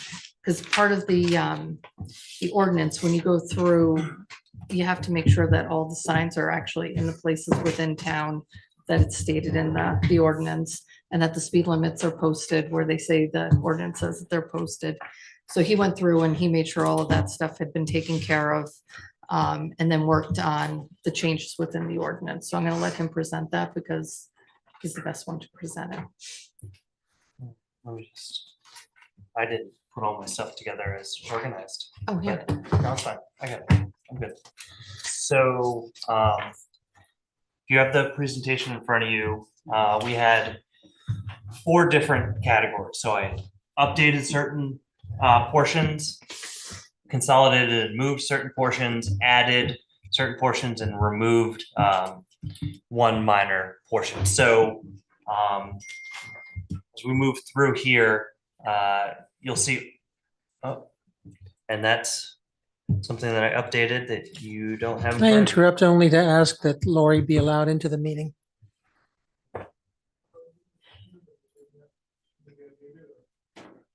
Says, please bring me into the meeting. Need to open the public meeting. We've done that, Lori. She's on here. Oh, very She good. unmutes, she can speak. Okay. Thank you. Sorry, Will. That's okay. So I am looking at the proposed, and there was a change made that I don't see in the proposed, which isn't a big deal, but I proposed Article 2, general parking prohibitions, be changed to general parking provisions. That was simply, I thought, a more appropriate way of describing that. If we move through to handicap parking, you'll see the current, identified the Clodney building. I updated that with 92 South Main Street, which is the address. There was also language added that I was provided that they'll be prominently marked, only vehicles displaying valid handicap parking placards or registrations shall be allowed to park in those spots, and also provision allowing for the police chief, public works director, or their designee to designate further spots as handicap parking. We'd obviously ask public works to put the paint the spots and put a sign up, but felt like creating a general open provision where they can identify the spots that need, especially with the town's move toward being disability friendly, right? Am I getting that right? So, so that was added. And if you're looking through the slides, you'll see the change. The next piece was numbering the stop signs. That is simply, while I was in the ordinance, something that's helpful. Because when we go to traffic court with, I believe, 260 stop signs, the judge is going to ask me, if I go, what number stop sign it is, and I don't want to have to make the judge search through, or I'm probably going to lose my ticket. So I numbered them, simple change. And then as the chief said, with those stop signs, I went around and checked. I emailed Jeremy Delisle at Public Works about stop signs that were missing. We found a couple in the ordinance that were not our stop signs. They were on mostly the Queechee HOA streets, so they're not our responsibility. So I removed stop signs, reworked some of the wording. I think I rearranged a few of them so it made more sense, would be easier to find. And then I just numbered them for our ease. Simple change while I was in it. The next piece is the parking fines. All fines were $7. And I calculated that if I spent a very short amount of time writing a parking ticket, the town was losing money on that. And so I believe these numbers, other than the handicap spots, were I was given those numbers as $15. I felt that handicap spots, again, it was important that we increase that, put it at 50. That's sort of been a working number that I felt was prudent, certainly easy to change. Excuse me a second. Thanks, Will. I was just wondering, like, do you know what Hanover charges for like expired meters or any of the other communities? So I was just looking. So we'll get to parking rates in there, and those rates are somewhere between generally $1 and $3, depending on parking garage versus on-street, side street parking. I think it's about $1 an hour for the parking rates. The fines, again, are on Hanover's website, and they vary depending on how long you're over, 30 minutes versus 3-4 hours. And those increase up into the $20 and $30 range generally, probably higher. I was just scanning it real quick. Just so I would have. I had a friend who went to breakfast and they start at a certain time, and she automatically, like 9:01, got a message on her phone saying that she now had a bill of like, at that time it was like $10. Yeah. This was a couple of years ago. Eric? Madam Chair, can you remind me how we do public hearings? Do we do the presentation and then let the public weigh in and then the board, or? No, the board usually, after the board usually starts the discussion, and then we open it to. Okay. And do you want questions during the course of the presentation, or should I just hold mine to the end? I know what Mike was doing, and I probably shouldn't have said anything, but we should probably save our questions until they're done. Okay, I just didn't want to queue them all up in the end if I was supposed to be doing them by session. Queue them up. Okay, got it. The next section is speed limits. The biggest changes here, that's on 2 slides. You'll see they're still 220/30 instead of being A, B, C, D, E, F, I changed them to 1, 2, 3, 4, 5, 6, 7, and added the Mill Road speed limit, which was an amendment from the past. I incorporated amendments in as I went. Also updated, we no longer refer to it as Taft Ave. It's all just Hartford Ave at this point. And so I updated that wording, and I believe those are the only 2 changes made to that section. And then we talked about moving and consolidating. If you look at just the table of contents of the current ordinance and the new ordinance, you'll see some shifting, and particularly Article 3 was parking specific to certain villages, and was really a huge spot where I essentially found room to reorganize because we had a bunch of things to add. So the first move I made was to move parking near curbs from 223 to 220-4. That was to create space, and I'll get to what we added there in a minute. I then took what was existing 224, which was parking near fire hydrants, looped it in with fire lanes. That's all one now in 225-5. So those 2, there's no word changes there. It's simply consolidation to make room. Parking on highways, and I'll get to 220-8 became a very big section, but 220-10, again, to make room, was looped into 220-8.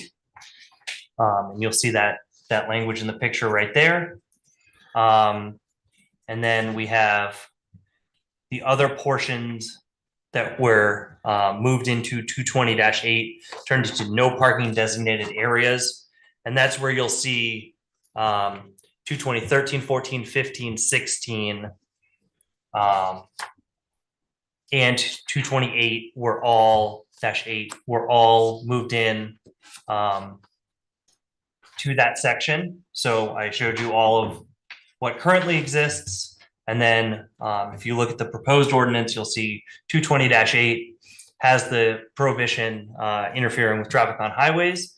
And then I took all of the other section in Article 3, moved it all into one box, and I believe rewrote it exactly verbatim. I don't believe I made any changes to the language. It was simply to consolidate all no parking into one under one violation. Again, with 220-9, limited parking. Again, there were sections that were limited parking in Hartford. That's actually White River, the 10-minute, Hartford Village, Queechee, and downtown White River. So those sections were all added into 220-9. And you'll see the proposal here, 2-hour parking, everything that was, everything that was 4-hour parking, 2-hour parking, 10-minute parking, except the 10-minute parking on South Main Street in front of the post office, which is the only piece that was removed. I actually walked that on foot patrol today, and there's no spot designated at all downtown. So that spot's just incorporated into the 2-hour parking of every other spot downtown.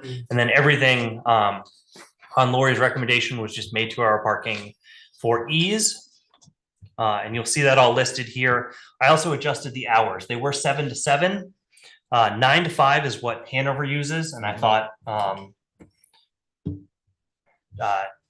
following their model would be best, so that if you're in Hanover or Hartford, you won't see any change in the hours. And then similarly, I grabbed from Hanover, is it in this section?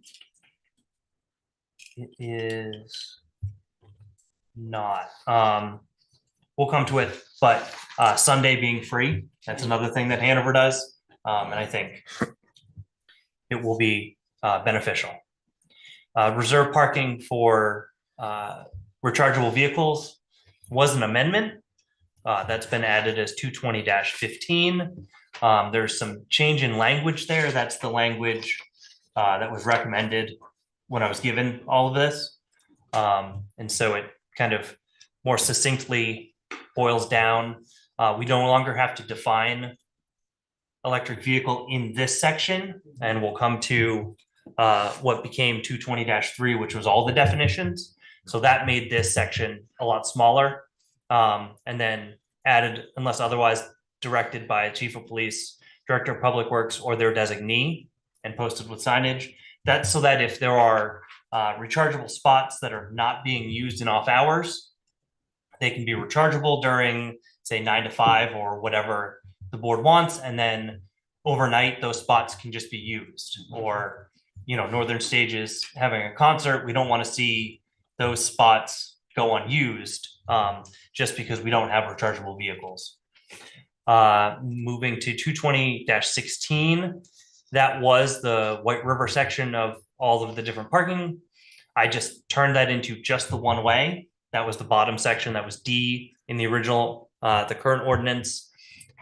And so I redid that, and then I added, I found out the hard way during traffic court that Gate Street one way up to Fairview Terrace from Maplewood Terrace was not included in our ordinance. I actually lost a traffic ticket doing that. So I added that in, as I know that we have moved toward looking at reopening that one way. I just figured it would already be in existence when we reopen that, so we don't lose out on the ability to enforce that.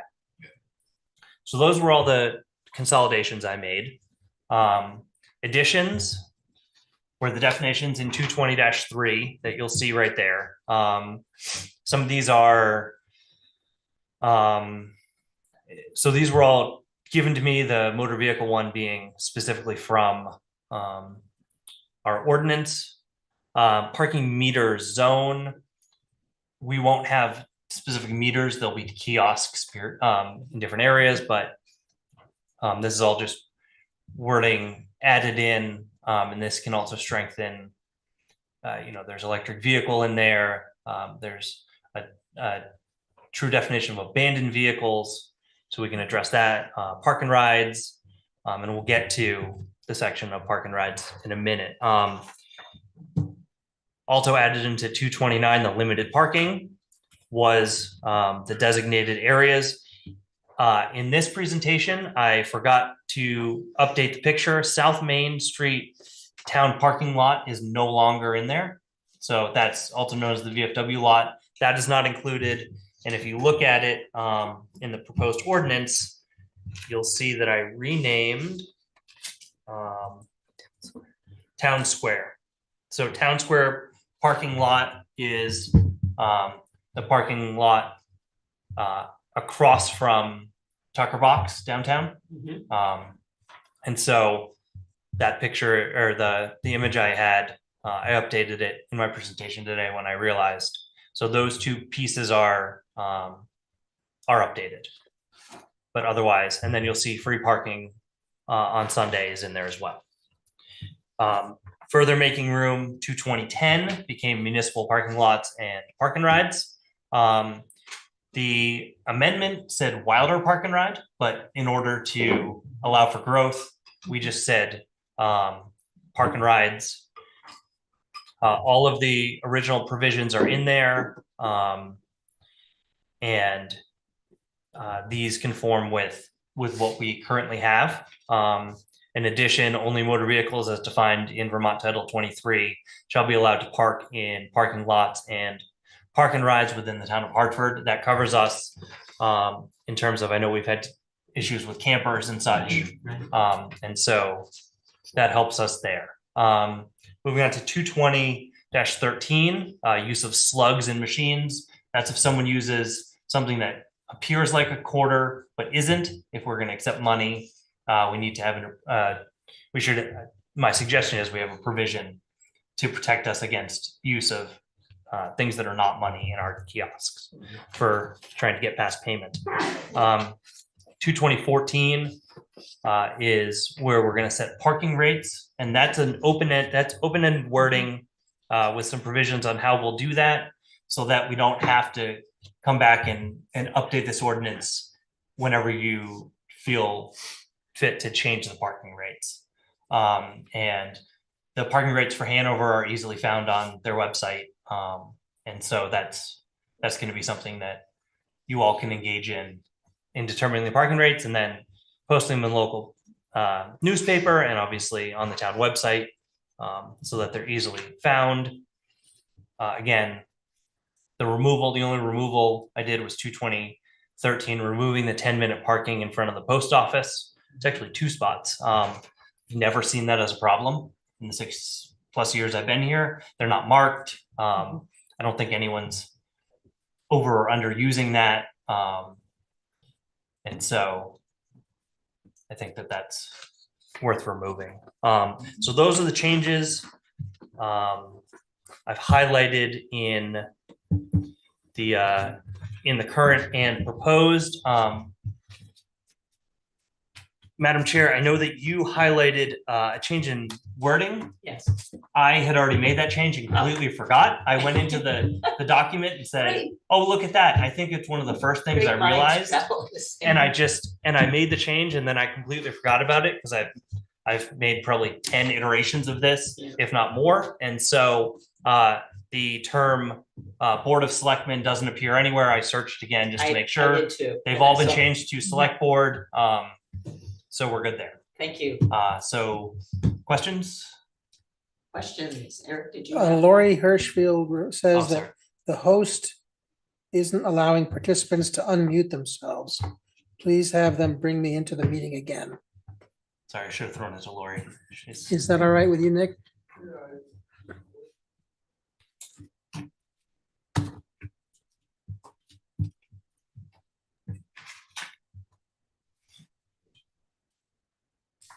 I think you're on, Lori. I got it. Thanks. Thank you.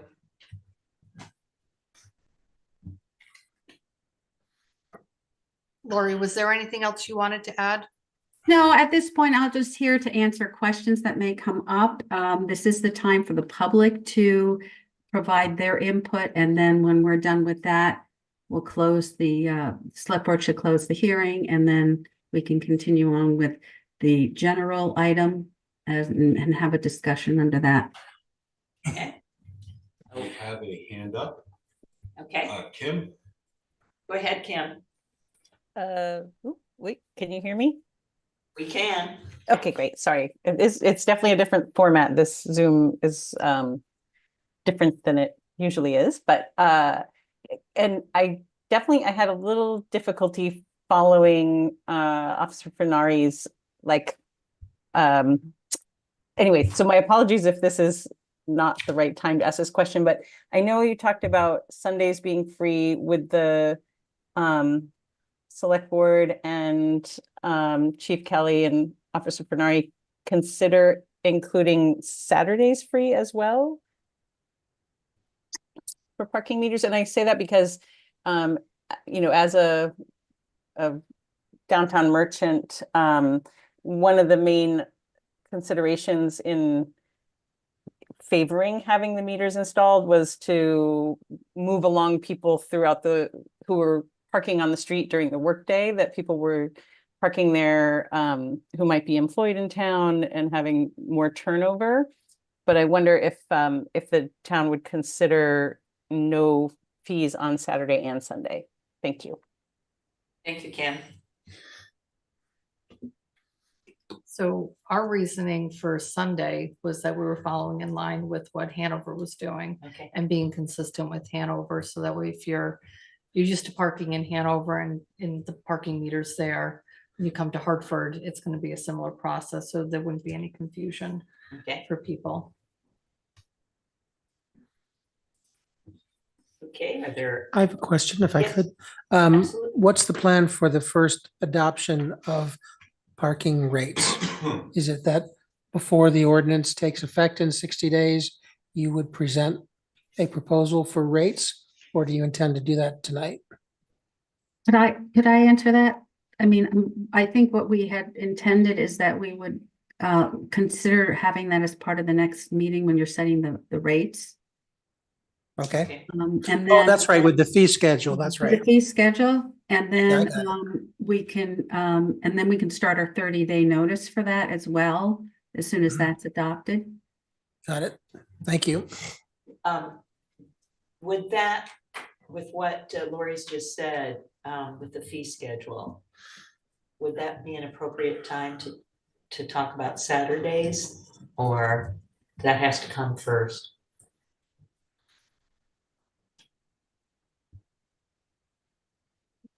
Not having done this From a before. logistical point of view, what you're doing right now is that is a component of the actual ordinance itself.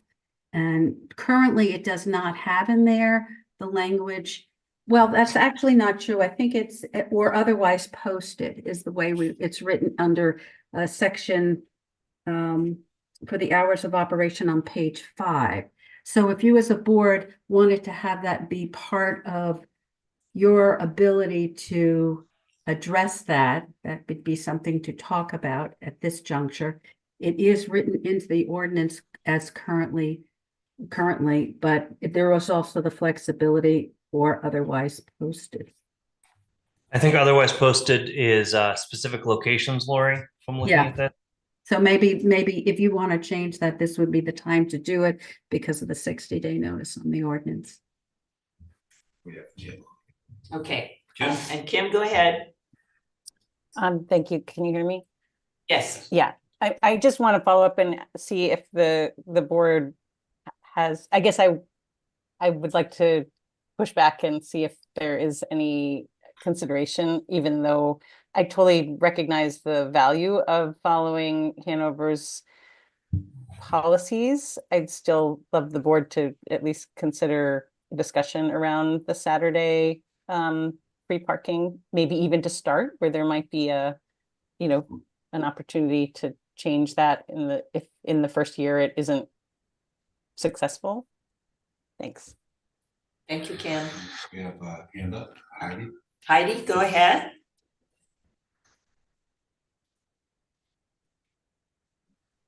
Thank you. Heidi, you're welcome. Heidi Due to White River Junction. I'm curious, are you, this is for Connie and for Sergeant Finari. Is there gonna be limits on the South Main Street parking lot, or is there not? I'm a little confused. So there aren't going to, to the best of my knowledge, when Lori and I spoke, I believe, and Lori, please correct me if I'm wrong, we were not going to meter the White River, the lot up there. That's correct. So if I may, is there still going to be patrol up there as far as for unregistered, uninspected, no license plate vehicles up there? Certainly. Okay. That's my only question. Thank you. Thank you. Sir. That's it for right now. Okay. Anybody have any further questions? Anybody on the board? Brandon? Thank you, Madam Chair. I just wanted to address Kim's comment for a second. It's my understanding that a large part of the reasoning for parking meters was that there are some folks who had been parking for many days or weeks on end in the downtown area, and especially businesses were having a hard time. They were hearing that their customers had a hard time finding parking. So I would support making Saturdays unenforced as well, because given a Saturday and Sunday period of no enforcement, that would still ensure these spaces turn over frequently enough. And that was just a comment, and I have one question. I suppose it's for Sergeant Finari most of all, but thank you for your presentation and your work on this ordinance, updating it. I heard you say if you spent a short time writing a ticket, the town would be losing money potentially. And I was just curious, what's the length of time you used for that calculation, a rough calculation? About 10 minutes. 10 minutes. Okay. Well, I did a quick napkin calculation of my own, and assuming a relatively high cost of a worker, salary plus other costs of an employee of $115,000 a year. Let's see. I think 10 minutes to write a ticket is a generous amount of time. It is. But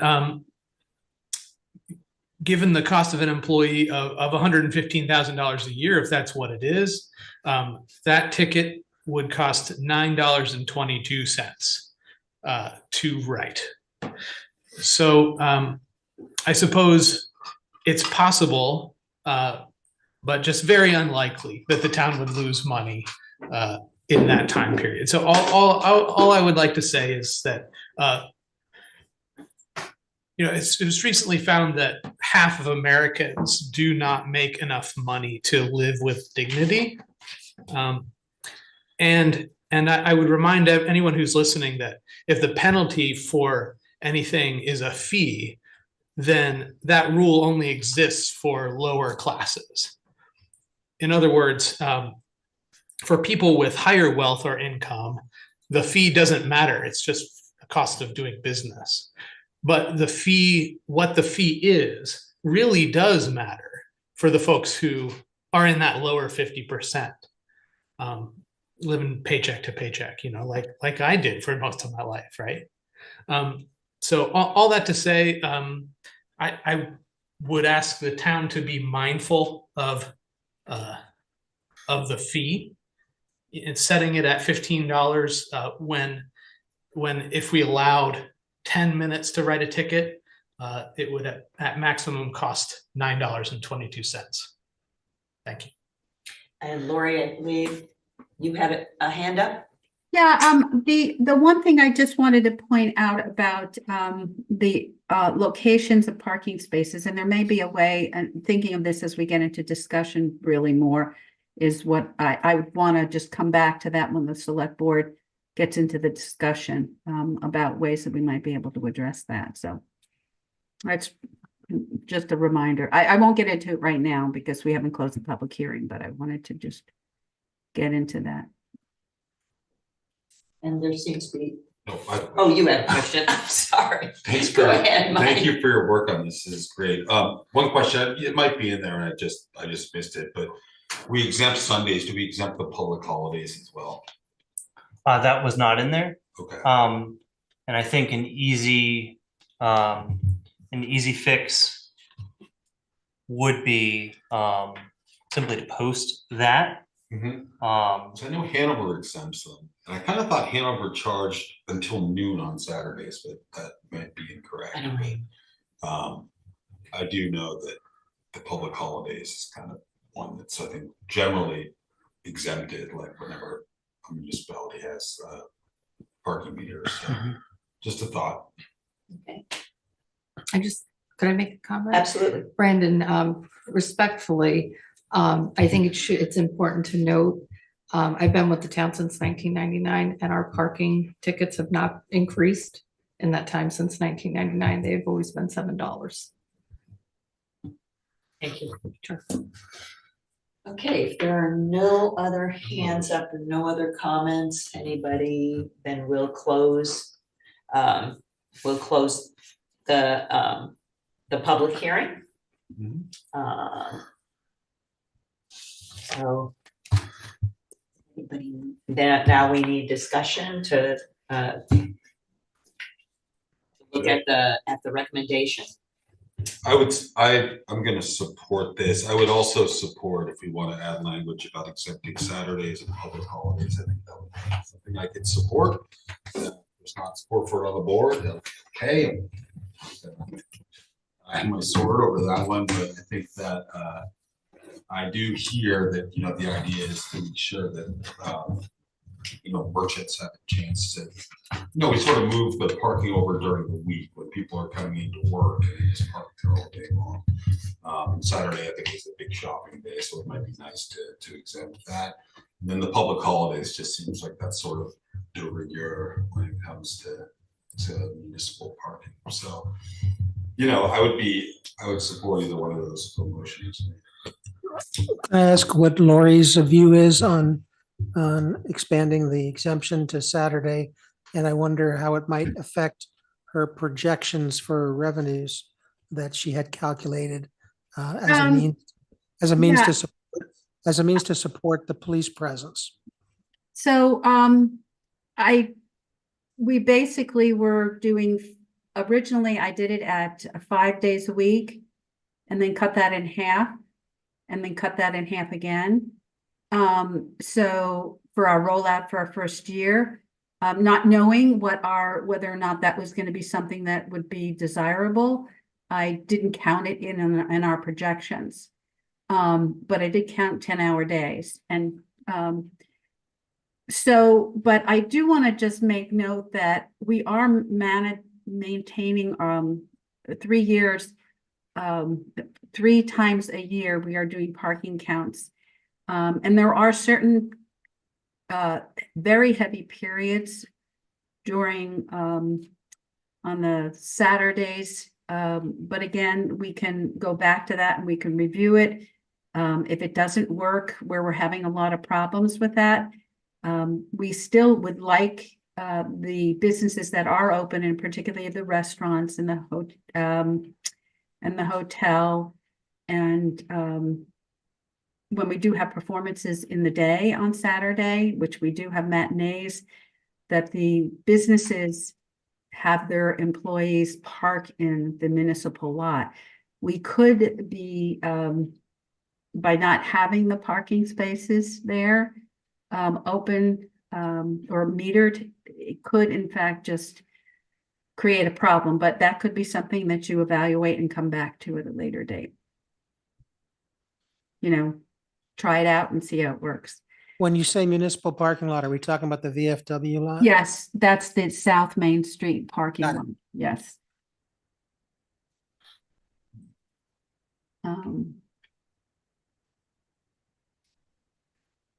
I'd also like to point out that on the weekends, actually, this is the one, we do have availability to us, the parking areas that are on the other side of the railroad.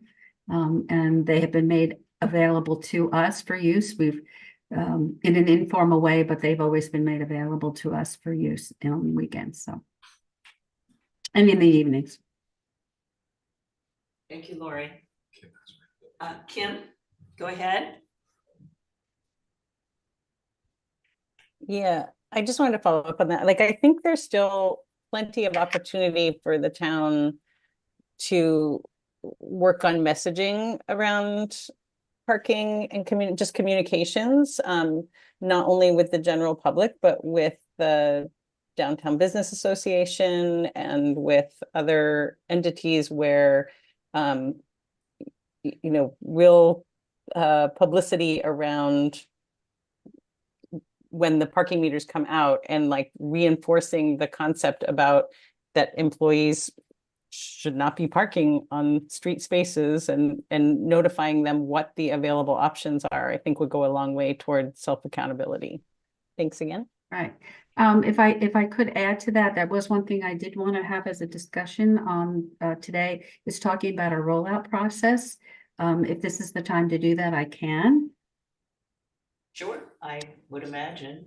Yes, okay, so we've been working, we've been talking about how the best to do this. JD and I have been having conversations on it.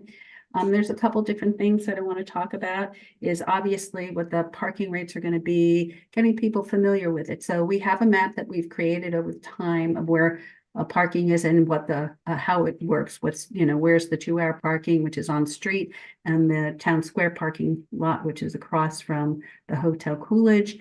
And then we have the free parking area, which is the South Main Street parking lot behind, next to the VFW and behind Northern Stage.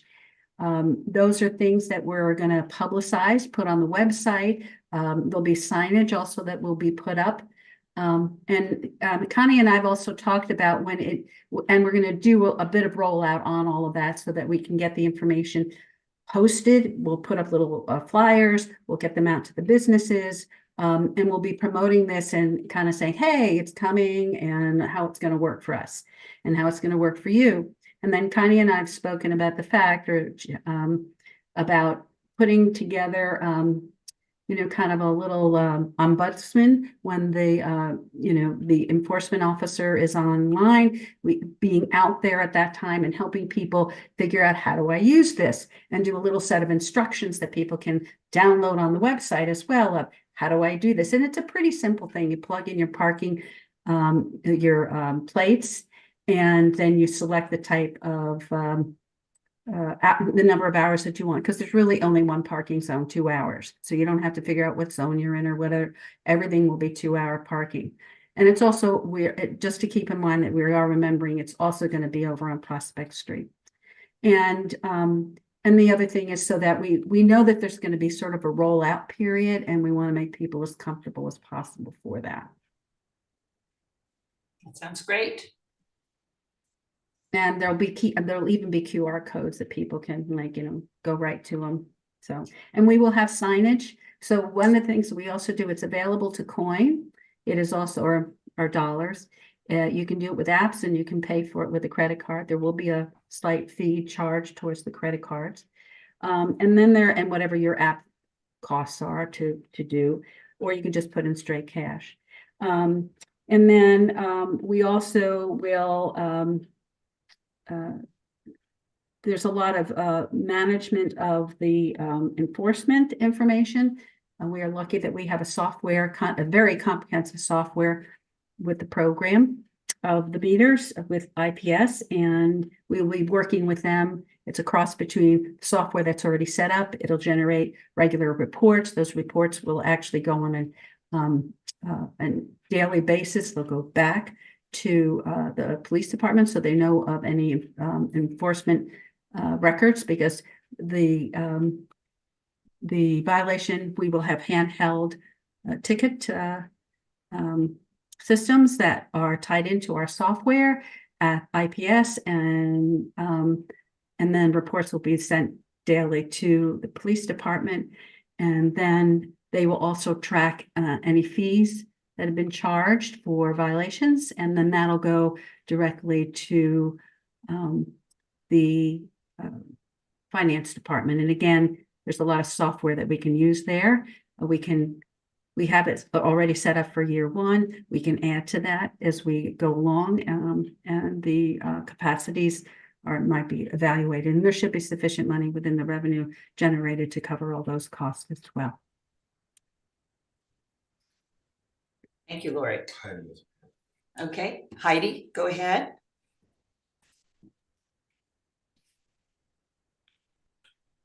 Hi, Heidi Due to White River Junction. I have a brief question. When are we proposing to install the meters, and when do we propose to possibly have them up and running?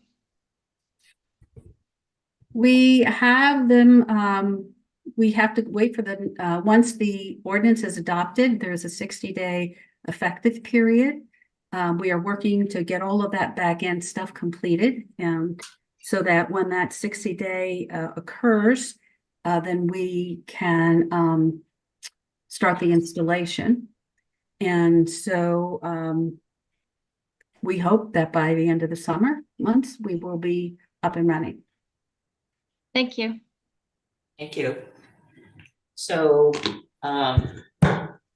I don't know what the board's pleasure is about, the recommendation is to pass and sign the attached updated ordinance. I don't know if we specifically need to, if we have the otherwise posted, if we need to address the Saturday issue. I mean, obviously it's easier to, not easier, but it would be nice to be able to settle that. But if we can't, we've got the 60 days, and I think, the clock's running. Brandon? Thank you, Madam Chair. I know we have this idea of exempting Saturdays on the table. I would also like to add to our consideration of reducing the fee, as I discussed earlier. I think I looked up Hanover's fee, and it is $15. And so this proposal would mimic that. But I also think that I know that residents of Hartford have quite less income on average than residents of Hanover. And so I propose limiting the fee to something more like $11 for the violation. I also think that writing a ticket probably won't take 10 minutes. It'll probably take more like 5, in which case it would cost the town something like $4.60 in wages and benefits at $115,000 per year. Thank you, Madam Chair. I guess I have some questions on the ordinance I'd like to step through.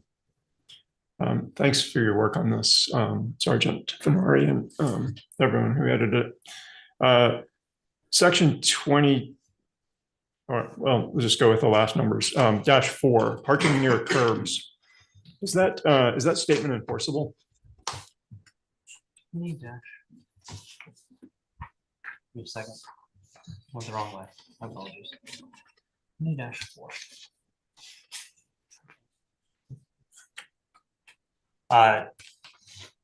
If anything is enforceable, if you want to put it in an ordinance, it would be enforceable through a parking violation ticket. So, I mean, if you want to say, what does as close to the curb as or as close to the curb or sidewalk as possible mean? I would foresee that if you're asking how I would see a violation of that, I would say if you have a standard spot with lines on it, right, you should be within those lines. I know that that's slightly different, but the general idea there is that you shouldn't be able to park with half your car into the travel portion. I think that there's a discretion to be had there by an officer observing that and saying, well, I believe that fits. In enforcement action, I will take a picture of the vehicle and place where it is and how it is, so that if there is a grievance to be had, I can present that picture as evidence of how it was. But as to enforceable, it would fall under other parking violations. And I think that there's everything we do has a reasonableness to it. And so certainly no one is saying that you need to be 6 inches away. I've seen there be numbers put on it, but those are generally so that people don't park on what I'll call the wrong side of the road. And I don't remember the exact number from my previous agency, but there was a number assigned so that the passenger wheel could not be a certain distance off to avoid parking opposite the flow of traffic. But I think the only way that would ever be enforced is if someone were parked, essentially double parked adjacent to, and I know double parking is in here, but they would need to be pretty far out into the road for me to, or there would need to be some other traffic. All right, I can let that one go. I don't like the language. I think it's ambiguous and vague, and that's not the language that we should have in ordinances, but I can let that one go. 220-5, no person shall stop, stand, or park any vehicle or on or in any fire lane, so on and so forth. Does this cover us well so this ordinance hasn't been updated since, we haven't had the open heart surgery that we're doing tonight on this thing since 1990. And I've heard about these vehicles where you can click something and send your vehicle to go park itself or fetch the vehicle. Do we want to take the word person out of there and just say no vehicle shall be parked? To reduce the ambiguity with that. I mean, if a person's not parking the vehicle, I could argue that, well, I didn't park my vehicle there. It parked itself there, right? I don't know if you're familiar with the technology that I'm talking about, but I know that you can retrieve vehicles and have them sort of, come out of a parking space and show up next to you or something like that. And so obviously these technologies are going to continue. And so my issue there is with the word person. And similarly with in section 229,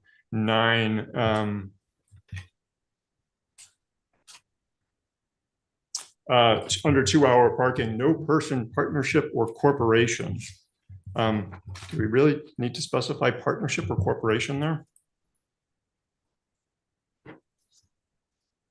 My practice was to not change the language any more than I needed to or felt prudent, simply to make this sort of an easy transition. I'm happy. I think it would be easy to if you wanted to strike those words and just say no person. As for person, I would say if you are telling your vehicle to go park, you are still actively telling that vehicle what to do. The reason that we want to have obviously no parking in fire lanes is that if there is a fire, we can have that vehicle removed. But I think either way, a person is telling that vehicle to make that action, whether it's through a phone, other sort of app in the car or whatnot, I think. Okay, I'll take your word for that. 220-10, municipal parking lot, municipal parking lots and parking rides. Mm-hmm. So as I understand it, they're parking areas, which is a category that includes parking lots and parking rides. And only the difference between a parking lot and a parking ride is the location of it. So I'm wondering if this section is just redundant. We've got a set of rules around parking lots, and then we've got a set of rules around parking rides. Do we want anything that is prohibited in a parking ride to be prohibited, or do we want anything allowable in one that's not allowable in the other one? For example, the one omission that's obvious here is running a commercial operation. You can't run a commercial operation out of a parking ride, but it doesn't specify as such for a parking lot. I wonder if it just makes more sense to consolidate all of this and say, there are parking areas, and that's a category that includes parking lots and parking rides. And here are the set of rules for them, and they're the same set of rules because they're really all of the same things, right? We don't want people parking there for extended periods of time. We don't want people running commercial operations out of there. And so we don't want people camping or overnight sleeping in them. Do you see where I'm going with that? Yes. I think there is a distinction between the two in relative use. I'll think of the South Main parking lot versus the Wilder Park and Ride. The South Main parking lot is also used by tenants in that area. And so you'll see same parking space for a period more than 7 days. So you can move from your space to a different space in the same parking lot if you live in one of the buildings right there that we've built up. Whereas in the park and ride, you have 7 days and you have to move out of that park and ride within that 7 days. So I think there's a distinction to be made for those who live in that building would then, if we were to adopt, let's say, the park and ride criteria, those people would then have to leave that parking lot for at least a day before returning to park in that parking lot. Whereas if you are looking at the municipal parking lot definition, then all you would have to do in the Wilder Park and Ride is move your vehicle from one side of the park and ride to the other. And I think we're encouraging sort of two different behaviors with those two different parking lots, and therefore there's a difference in how we use them or how we define them in here. Certainly you could add, well, it says both. There's not a ton of difference other than the commercial purposes. And I don't know honestly of anyone who's operated a commercial business out of the South Main parking lot. But I think that there's a distinction to be made due to the difference in use and what we're trying to encourage in those uses, or allow, if you will, in terms of the people who live on South Main Street in those apartment buildings. Okay, fair enough. Thanks for the clarification. I think that should be. 220-12. This is about the handicap spots. Do those locations, first of all, I'm just curious why they're so far south down South Main Street. And secondly, curious about whether they satisfy the full scope of ADA requirements for accessible parking. I can tell you that they appear there, I believe, because the Clodney Building and the Center for Cartoon Studies are in that portion of South Main Street. There are other handicap spots designated throughout downtown and certainly out by the Queechee Post Office and other places throughout town, and those are covered by the police chief, chief of police, or director of public works, or their designee shall. But those were existing parking spots. As for their ADA compliance, I can't speak to that. Thank you. 220-19. Stop sign location. So I understood you to say earlier that if you go to court and you don't know the number or something, like you can't reference a number, you might not win with a traffic violation on a stop sign. The way we're going about this just doesn't seem to make a lot of sense to me. Putting all of this data in with a set of rules that the ordinance is intended to be. For example, in a number of months, there's going to be an addition, Green Heights Drive, which you don't have in here, right? There's a site plan for that new Black Rock development includes a stop bar and a stop sign. So by embedding this in the ordinance, we're creating a maintenance problem for ourselves. I don't think it's going to happen that often, but it's certainly we're going to have to create amendments to this periodically. And so when I looked at this, I thought, well, isn't there a better way to write a set of rules about intersections where there should be stop signs? And if you need an inventory of them, reference that inventory so that it can be updated independently of the ordinance. So in other words, separate the rules and the algorithms from the data.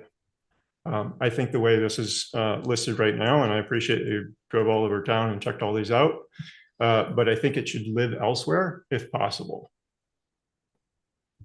Lori, do you have any thoughts on that from a planning standpoint? Well, I think it can go either way, and I think I would leave this up to your decision as the police department, as the enforcing agent. I know DPW, there needs to be a clarity about that. I think I think when we discussed it, you had felt that that's a record-keeping system that's codified, and that perhaps the way to do that is, rather than making it as a total amendment that has to go by forward through the ordinance, that there could be a provision within it that makes it as an easy decision by the select board at a one time, rather than going through the whole 60-day appeal period. That may be one way of doing it. Let me just read this real quick.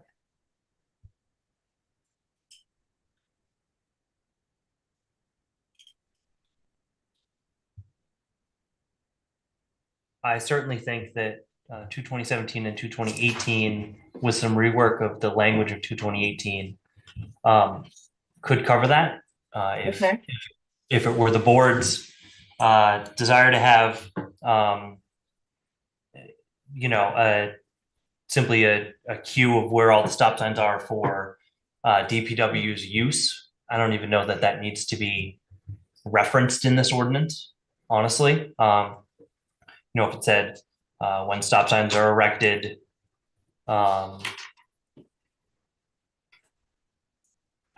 would have to play with the language to get it where I would feel comfortable arguing it in traffic court. Right. But I don't mean to put you on the spot with amendments that we're doing ad hoc, and I think the vice chair often reminds us that maybe trying to modify policy or ordinance late at night is not a good practice. But I generally speaking, mixing what I call the data, the inventory list, into the rule set, the ordinance, is a is an invitation for more maintenance than we need, and this has to go through a certain set of processes to get it to be approved, and if we can minimize that, because we know we're going to have more development. So we're going to have another, you put in Green Heights now, 2 years from now, you're going to have another one, and so forth, right?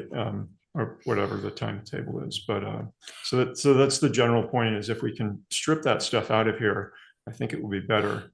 22029. Could I respond a little bit more to that item? I know that in the past, we've had a situation where there have been changes to our ordinances.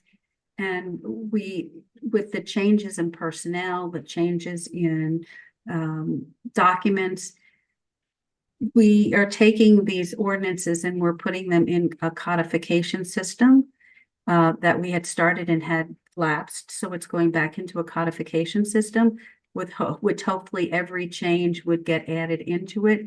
If we have an administrative function built in under 217 and 218 that would allow it just by virtue of it being by approval of the select board, it does give us that opportunity to officially get it within our codification book. By reference, sometimes these things aren't always maintained as holistically as I think going into the future. So by doing it this way and having them listed individually, it does provide a more organized and countable system for tracking those changes. And my follow-up question is, doesn't the judicial system require you to be able to demonstrate that a select board has taken action to approve a stop sign at a particular location? If you're going to write, excuse me, if you're going to write the violation under a municipal ordinance, yes. Do you have to write it under a municipal ordinance? Is there like, if a municipality had no ordinances for stop signs and I blew through a stop sign, couldn't I still get a ticket? Yes. That was not my understanding. Yes. Okay. Yep. The difference is, sorry, the difference is, as I understand it, the amount of money from the violation that is then brought back to the municipality. If the municipality doesn't govern these things. Also, if the municipality doesn't govern these things, it weakens our ability to write them, because then the logical question is, well, who authorized this to exist? So if we were to go a step further and just not have as you say, not have an ordinance, then we would be constantly trying to argue the legitimacy of every stop sign if we were to write it. I don't know that you're advocating for expungement of this entire section, but I feel it's more defensible to be able to point to the location, but I would certainly argue the fact if it just said stop signs as as approved by the select board. I think any stop sign that's properly erected, and that would be sort of the language I would use. Any stop sign properly erected, you will stop at the stop line or right in the intersection, and sort of mimic what is 1048 is the statute that governs stop signs that are not in 10008, which is the municipal ordinance. Okay. I do think, though, if you take the list out of the stop signs, that list does need to live somewhere. Which is what you're saying. Yeah, I think it should. Yeah. Right, because what if someone just, as the hooligan, removes a stop sign? And, right. It'd be nice to know that we have some artifact that tells us there was one there. Right, and that was approved by. It's the maintainability of this thing that I'm aware of, right? Because you don't have Green Heights Drive in here. Sure. And in a matter of months, probably, or whatever it'll be, that'll be, the ordinance is obsolete, right? We have to make an amendment if we do it that way. So there probably is a different way to do it, but we don't have to engineer that tonight, I don't think. 220-30. So this is interesting. On I'm quoting from that section, on Maple Street, Route 14, the speed limit shall be as designated by the signs thereon. And so that is the sort of rule that I'm talking about, which is general and generic, as opposed to the balance of that section gets really, really specific about, from here to here on this particular road, it's, this speed, and then it goes to that speed and so on and so forth. Isn't there a simpler way to write this that's basically uses the same kind of format as what I just quoted? The speed limit shall be as designated by signs thereon. You mean a blanket statement like the speed limit shall be 25 on all streets, except for where otherwise designated by sign? Something I'm just sort of paraphrasing language. Why do we have to get really specific about a section of a street having a certain? I mean, each of those descriptions is also is paired with a speed limit sign in the physical world, right? Mm-hmm. So can't we just say they have to pay attention to the physical world, the speed limit signs that are out there, rather than spelling out? So in other words, the speed limit is what's designated by the signs, rather than spelling out individual sections of road and street that have speed limit variations on them. Again, it becomes a maintenance thing. If we set up a traffic study and we decide that a certain section of road, the speed limit should change, then do we have to go back and change the ordinance? Or do we say, we're going to put up a new sign to designate the new speed limit? And the ordinance basically says, motorists, you shall follow whatever the posted speed limit is. I think the distinction is made in that there are changes along some of these sections. That have signs designated the change in speed limit, right? Yes. And so, again, this is the language that we came in with. We can certainly look at changing the language. Some of these are, you'll see right above it, Route 5 is the same. And I'm sorry, I'm realizing now that the document you have in front of you is not numbered, though I think we're going to need to change this document anyway. But in my presentation, I had these numbered out, which I think made it easier to see them. So that's a change to be made.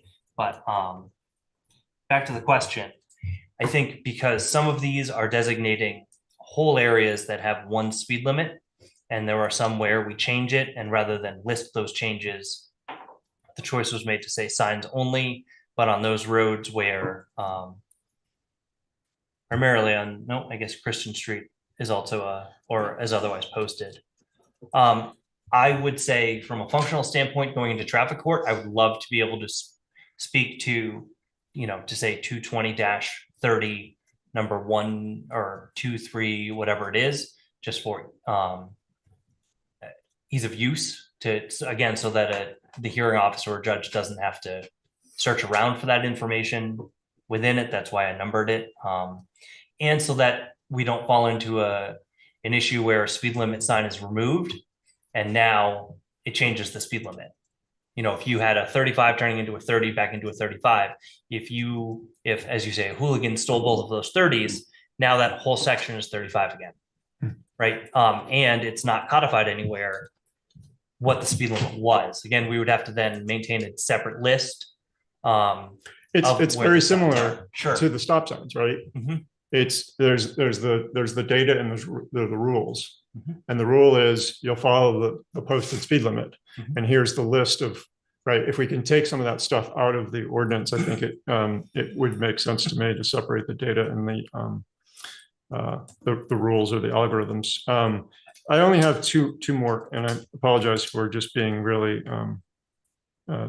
down in the weeds here, but I think while we're doing open heart surgery, we might as well do the whole thing, right? Agreed. Article 6, traffic lights. I read this. I couldn't believe we have this in the ordinance. Does anyone anywhere do something different for what a green light is or a red light is? Like, why do we have to spell this out? Isn't this governed at like a federal level? Like, because if you don't have specific language, then it becomes harder to enforce. I know it feels redundant to spell it out, but spelling it out gives me a firm basis for enforcing it. And simply saying you will follow green lights as everyone follows green lights, again, opens us up to vague or ambiguity. I think I just paraphrased that language, but in some places, and I think this is one of them, we need to be very specific about what we expect at certain signals, even if it would feel like it's common sense. I want to be able to fall back to written word in an ordinance that says, here's where it says what you will do, even if it feels. This isn't kind of defined at the federal level anywhere? Like, so every municipality that wants that luxury of being specific and to point to specific language has to have an ordinance that says what to do at a red light. I mean, I guess what I'm trying to say is I don't know how we would change it without removing that section from the ordinance. Well, let's remove it. Can we just reference other documentation? Isn't there another jurisdiction that has authority over what to do at a red light or versus a green light or Sure. yellow light? But we as a town have put these up in certain places. And so again, if we're going to write on a municipal violation, or we're going to argue how this is properly displayed, then I think it's important to have this in here to say, as I write on this ordinance, as I write a violation of ordinance, here is the ordinance they are violated. Because again, otherwise we're falling back on state or federal definition, and then I may have to produce that at traffic court rather than the traffic court retaining a copy of this ordinance that we update at different variables. Generally, I update it every time I go to traffic court just to make sure that they have the proper one. We can fall back on other people to do it for us, but I think functionally, if I can highlight an ordinance that says, the town of Hartford put up this red light, and here's what a red light means in the town of Hartford, even if it's the same thing that it means in the town of Hanover, I think from a functional enforcement standpoint, it should be in the ordinance, or it becomes it opens us up to more argument at traffic court and more ability for someone to challenge it, and sort of weakens that stance. And then that could have a ripple effect. Lori says that she's lost her access to audio again. So I don't know if anybody can work on Lori's audio. I'm back. Okay, thank you. Section 8, bicycles. So I noticed there's some new signage related specifically to cyclists, like near the Bugby Senior Center. Do we need to include anything like cyclists shall follow the posted signage for cyclists? Well, here it says all bicycles shall operate in designated bike lanes. And I would say no. And here's where I'm going to contradict myself for a moment, if you will. Okay. In Vermont Title 23, it says bicycles shall follow all laws that they would if they were a motor vehicle, except those that are not applicable, right? Registration, insurance, seatbelts. And so I know that I've just contradicted myself in saying so, but I think that gives us a blanket. If you wanted to say, designated lanes where available, and bicycle related traffic signals, that would be an easy fix. I think obviously that there's more updating to be done in this. So I think we could add it. But I also think that the rate at which we stop bicycles is, in 6 years, I've stopped one bicycle. And that was when I was on field training, and my field training officer said, hey, we're going to stop that guy. So I don't know that it's a systemic problem, but it would be perfectly easy to put in, designated bike lanes and bicycle traffic signals, I think is how I would define those. Okay. Since we have them. All right, thank you for the time and going through that, and apologize, that was a little tedious, but it's a sort of a philosophical approach to what I think our ordinance should look like, and I think maintainability, durability is important, and not having to sort of revisit this periodically and make amendments if we can help it would be nice. And I think part of that is separating what I call the data and the rules. So stop sign lists, designations of speed limit zones and changes and so on. If there's a way to peel that stuff out, I would be interested to revisit this. I have a question actually for the Absolutely. board. So if we, because I can appreciate what you're saying, if we separate the data, the stop signs, and the speed limit pieces, I'm going to stand with, I believe, as inane as it sounds, the red light, those definitions, they should be in the ordinance. But I do appreciate what you're trying to do with separating that data out. If it's attached as a addendum to this ordinance, does that require us to come back and do this process if there is a change or an update? It'd be a question for Lori, I suppose. Lori, I don't know if I have the answer for that. It is changing the content that's in the ordinance itself. So I'm not sure actually what the answer is to that. If we take things out, it does sound like that there are some other changes in language right now in terms of the base document that we would have to address at another meeting on this item. But are you thinking about it for tonight, or because otherwise I can contact someone to find out a little bit more clarity on that. If we were to change the language to just. It is looking like the board will have to deal with this again. Mike? I think we need to have a majority on the board Yeah. agree to have you make any changes. Yeah. My understanding is that we came here tonight to look specifically at the increase of the fines. I mean, this ordinance has been on the books for 35 years, and it seems like you've been able to write traffic tickets, unless I'm wrong. So I think we need a majority of us, 3 basically, to say, yes, go make some changes and present it to us in the future. I would agree with that. And, in looking at action requested, amendment of the ordinance with authority given to staff to make grammatical and organizational changes which do not alter the substance of the ordinance. And I don't think we've, the only thing that seems to be an issue here is whether we include Saturdays, and public holidays, but I think the substance of the ordinance is still there. That's exactly what we're tasked to do.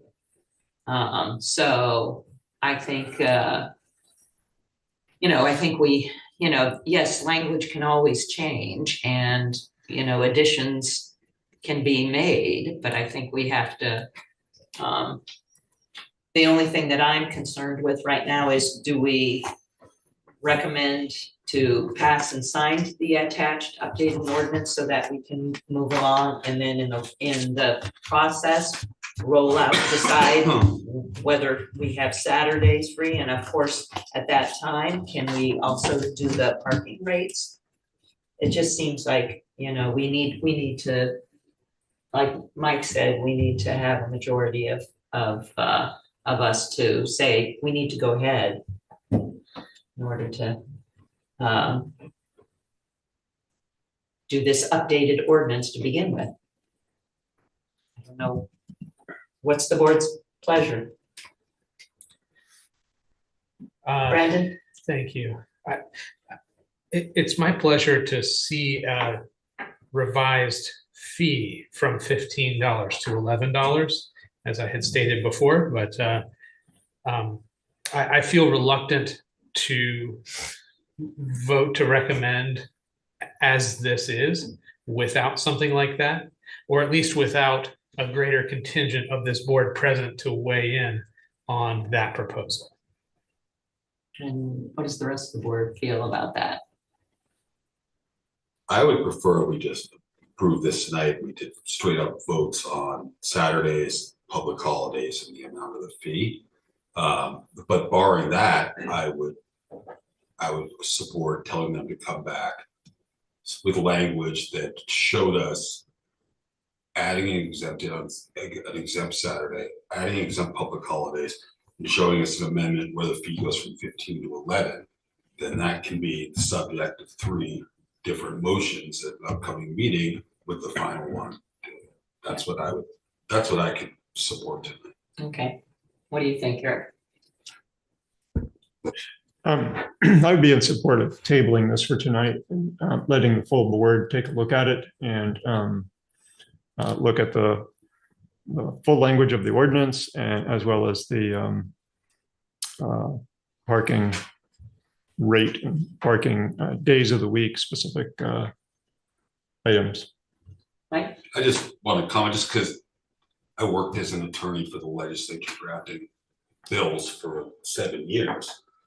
What we would do generally when we had new ordinance come to this, I think Nancy's done a great job on this. But this is what you do. You go to a committee, right? You'd have a bill. Any new language is underlined. Any language you're getting rid of, there's a strike through. When you have stuff that's existing law, don't even put it in. You just use ellipses. Because what happens is the committee starts looking at the existing law and they dig into that. When really the idea here is like, do we want to add a fine? We want to have days that are exempt, you know? Right. And I feel like digging into this entire thing is just, that's not really what this agenda item was supposed to be about. I agree with that. I can appreciate that, but it's open. And we've added a big list of stop signs, for example. That was existing. There was an existing list, but you've increased significantly, right? No. I may have added, if I added 2, I think I deleted 2. That is almost exact. The only significant change was adding the numbers for ease of use. Okay. But that list as it existed, if you look at the prior list in the current ordinance, you flip to it, it's a little harder to find, which is part of why I numbered it. You'll see that same list almost verbatim. If I think I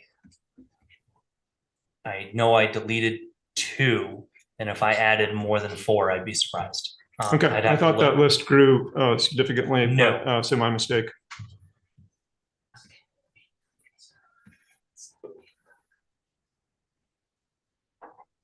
Madam Chair?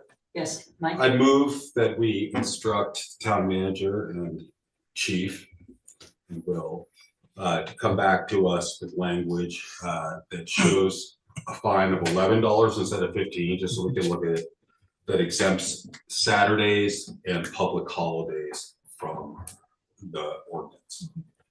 Is there a second? A second. Okay. Has been moved and seconded. I'll take this roll call vote. I'll start with Brandon. Yay. Mike? Aye. Eric? Aye. And I'll vote aye, so it's unanimous. Okay, thank you. Just so we understand what the marching orders are, we have adopted nothing tonight. The staff has been asked to come back at a future meeting to present some ordinance like this, showing these 3 items in specific. Right. I really appreciate all you've done. Yes, for sure. There was an Yeah, you did a enormous great amount of job work pulling and together. I can't even imagine doing it at nighttime. That's the easy part, honestly. Thank you. You did an excellent job. Okay, so, wait, can we go over the discuss select board work plan fairly quickly and I then think so. before we go into the other, maybe take a quick break? Yes, I think so. Okay, great. Just an overview. We've had very good inputs from all the board and especially Ida and Eric to develop a prospective training session or planning session, I should call it, a work planning session facilitated to take place so relatively soon, we hope. And it is kind of laid out in a draft agenda that you've got in your packet with some questions or unresolved issues that no doubt could be resolved with some additional talk with the facilitator. And so the real question is the board comfortable locking in something of this kind? And if so, shall we select a date so that we can lock that in as well? But I'm happy to hear more from Eric if you'd like on that.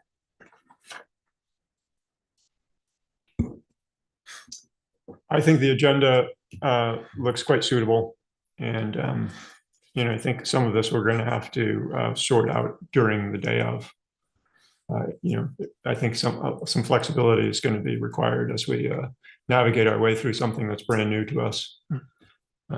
So I'm ready to talk dates, but it's I don't know if we know the availability of the members that aren't here. When we last talked, we said the Saturdays in June really did not work for both us and the facilitators. Right. And we had talked, I think, narrowing it down to a couple of Sundays toward the end of June. I believe those dates were June 22nd and June 29th. So if those dates still work for everyone, we can select one and notify the others because they've already sounded off that those work for them. Right. I think that's good. I see Mike grimacing over there. Uh-oh. I'm gonna be in North Carolina on the 20th to the 28th. So it could be possible for this week, I suppose. A little tired, but We could certainly ask for some July dates, but I'm mindful that you want to get cracking at this Yeah. before too far into the year that we're in. You can always zoom me in. It's It's not better as, to be in that's not nearly as helpful, I Right, would right, suggest. work session. And you said that the three who are absent have said those two dates both work for them? Yeah. They Oh, did. wow. Yeah. So I couldn't do the 22nd. I know that. for sure. Okay. The 29th, it's likely I'll be back by the 29th. I say we Would you go like for it. to settle on the 29th, or do you want me to circulate a little poll on weekend dates in July? I don't want to dictate the schedule. I get it. Ideally, everyone participates, Yes. right? That's what we're aiming Yes. for. Obviously, this is time sensitive work, but we also need to recognize this is our first time through this, what I hope will become a practice. And so let's take the time and get the right date. I'm for the 29th if that works. Okay, let's. Yeah, I think it'll work. I'm leaving the Friday. It takes 2 days to drive back, so I'll be back Saturday. So I should be able to make it Sunday. Okay, 29th it That's is. good enough for me. And I would just like to say, in looking it over, and this is just personally, I think it's a lot to tackle, so I'm just wondering, I'm just hoping people won't get upset if we don't get through everything that we've said we're gonna get through. All we Just can because do those is things happen. all we can do is our best. Yes, absolutely. We've got it for what? It's like 4 hours, a half day? Is that kind of the idea? I thought it was, It kind of plays out for, what wasn't it, like 3 hours? in the if I have morning, 2 100 hours in the minutes, afternoon? Okay, gotcha, yeah. 220, 250, that's a little bit more than 4 hours, right? So we could, presuming this is all we're going to be dealing with, and if we can hold to this schedule, we can schedule something like 9 o'clock to 2 o'clock with a 1 hour lunch, something like that. Does that sound agreeable? Sounds great. Okay, good. Okay. So I'm gonna do these first before the executive session. Commission reports. Eric, do you have any? Thank you, Madam Chair. Only that the Conservation Commission is losing a member as of July 1st, and so they are looking to backfill that spot as soon as possible. And it's a great group of people to be working with. And the Historic Preservation Commission has 2 openings. Okay. Thank you. Thanks. Mike? No commission reports. Okay. Brandon? Yes, I have promised Joanne that I would present from the Planning Commission. And I'll try to read it quick because it's going in the minutes and everyone can just read it. But at the Planning Commission hearing held June 9th, the commission saw a presentation by a representative of the company wishing to replace a cell tower on Bliss Road, about which the commission and this board have heard previously. Height of the tower would go from 88 to 120 feet and increase cell coverage by T-Mobile in the vicinity. The existing tree line is around 65 feet, so the new tower would be 55 feet above that. The developer flew a balloon at the height of the proposed tower and took photos at various locations in the area. The Planning Commission voted to allow its chair to evaluate the developer's responses to 2 follow-up questions and decide from there whether to draft a letter in support to the deciding body, the Vermont Public Utility Commission. So that will be the chair of the Planning Commission's decision. The 2 questions from that meeting were regarding the tower's fall zone and whether under any circumstances the tower would fall its entire length of 120 feet and encroach on a neighboring property, and whether there's a reason for the specific placement of cell signal emitters along the tower. They're not evenly spaced. In other business, the commission voted to approve a request to subdivide a lot owned by Consolidated Communications at the corner of Gates and Courier Streets, which would allow a purchase of the white part of the building on the corner by the School for Cartoon Studies. Very exciting. Thank you, Brandon. Okay, and I have nothing to report. Consent agenda, I'll take a motion. Madam Chair? Yes, Mike? I move that the select board approve payroll ending 6/7/25, approve AP manifest of 6/6/2025 and 6/12/2025, approve meeting minutes of 5/27/25, and we have future meetings approved for 6/24/25, 7/8/25, and 7/22/25. Is there a To be second? amended to include June 29th. Including June 29th as a select board work. Second that. Thank you, Eric. So it's been moved and seconded by Eric. And all those in favor say aye. Aye. Okay, and then we will go into executive session once we have Couple of motions.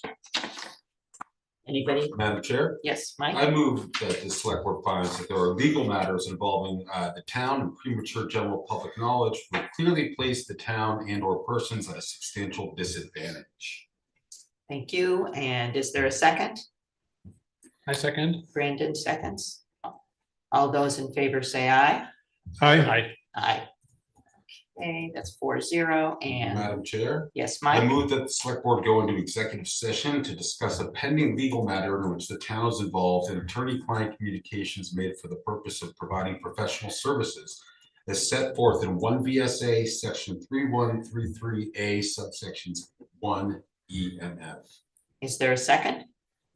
Second that. Second by Eric. It's been moved and seconded. All in favor say aye. Aye.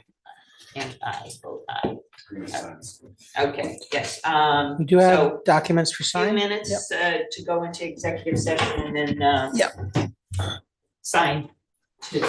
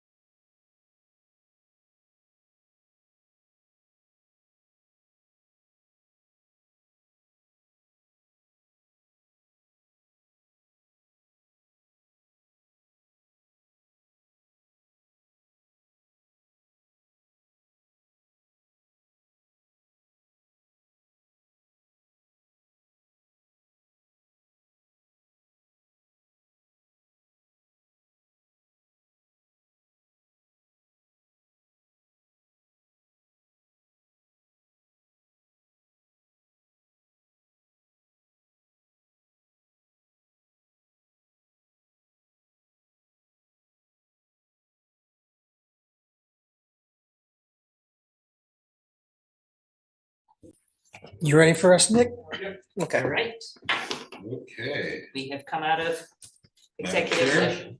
Yes, I Mike, move that we come out of executive session. is there a second? I'll second. Brandon seconds the motion. All in favor, say aye. Aye. Aye.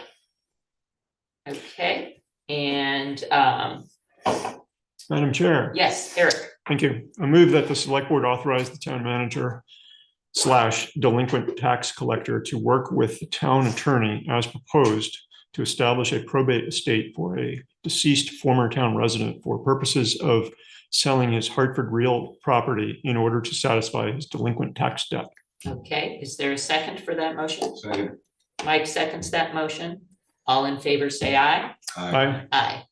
So I will take a motion to adjourn. Madam Chair, I Yes, move we adjourn this meeting. okay, Second. and Mike seconds it. All in favor, say aye. Aye. And aye. Thanks, Thank you. everybody, for signing off on documents. I appreciate it. 7:00.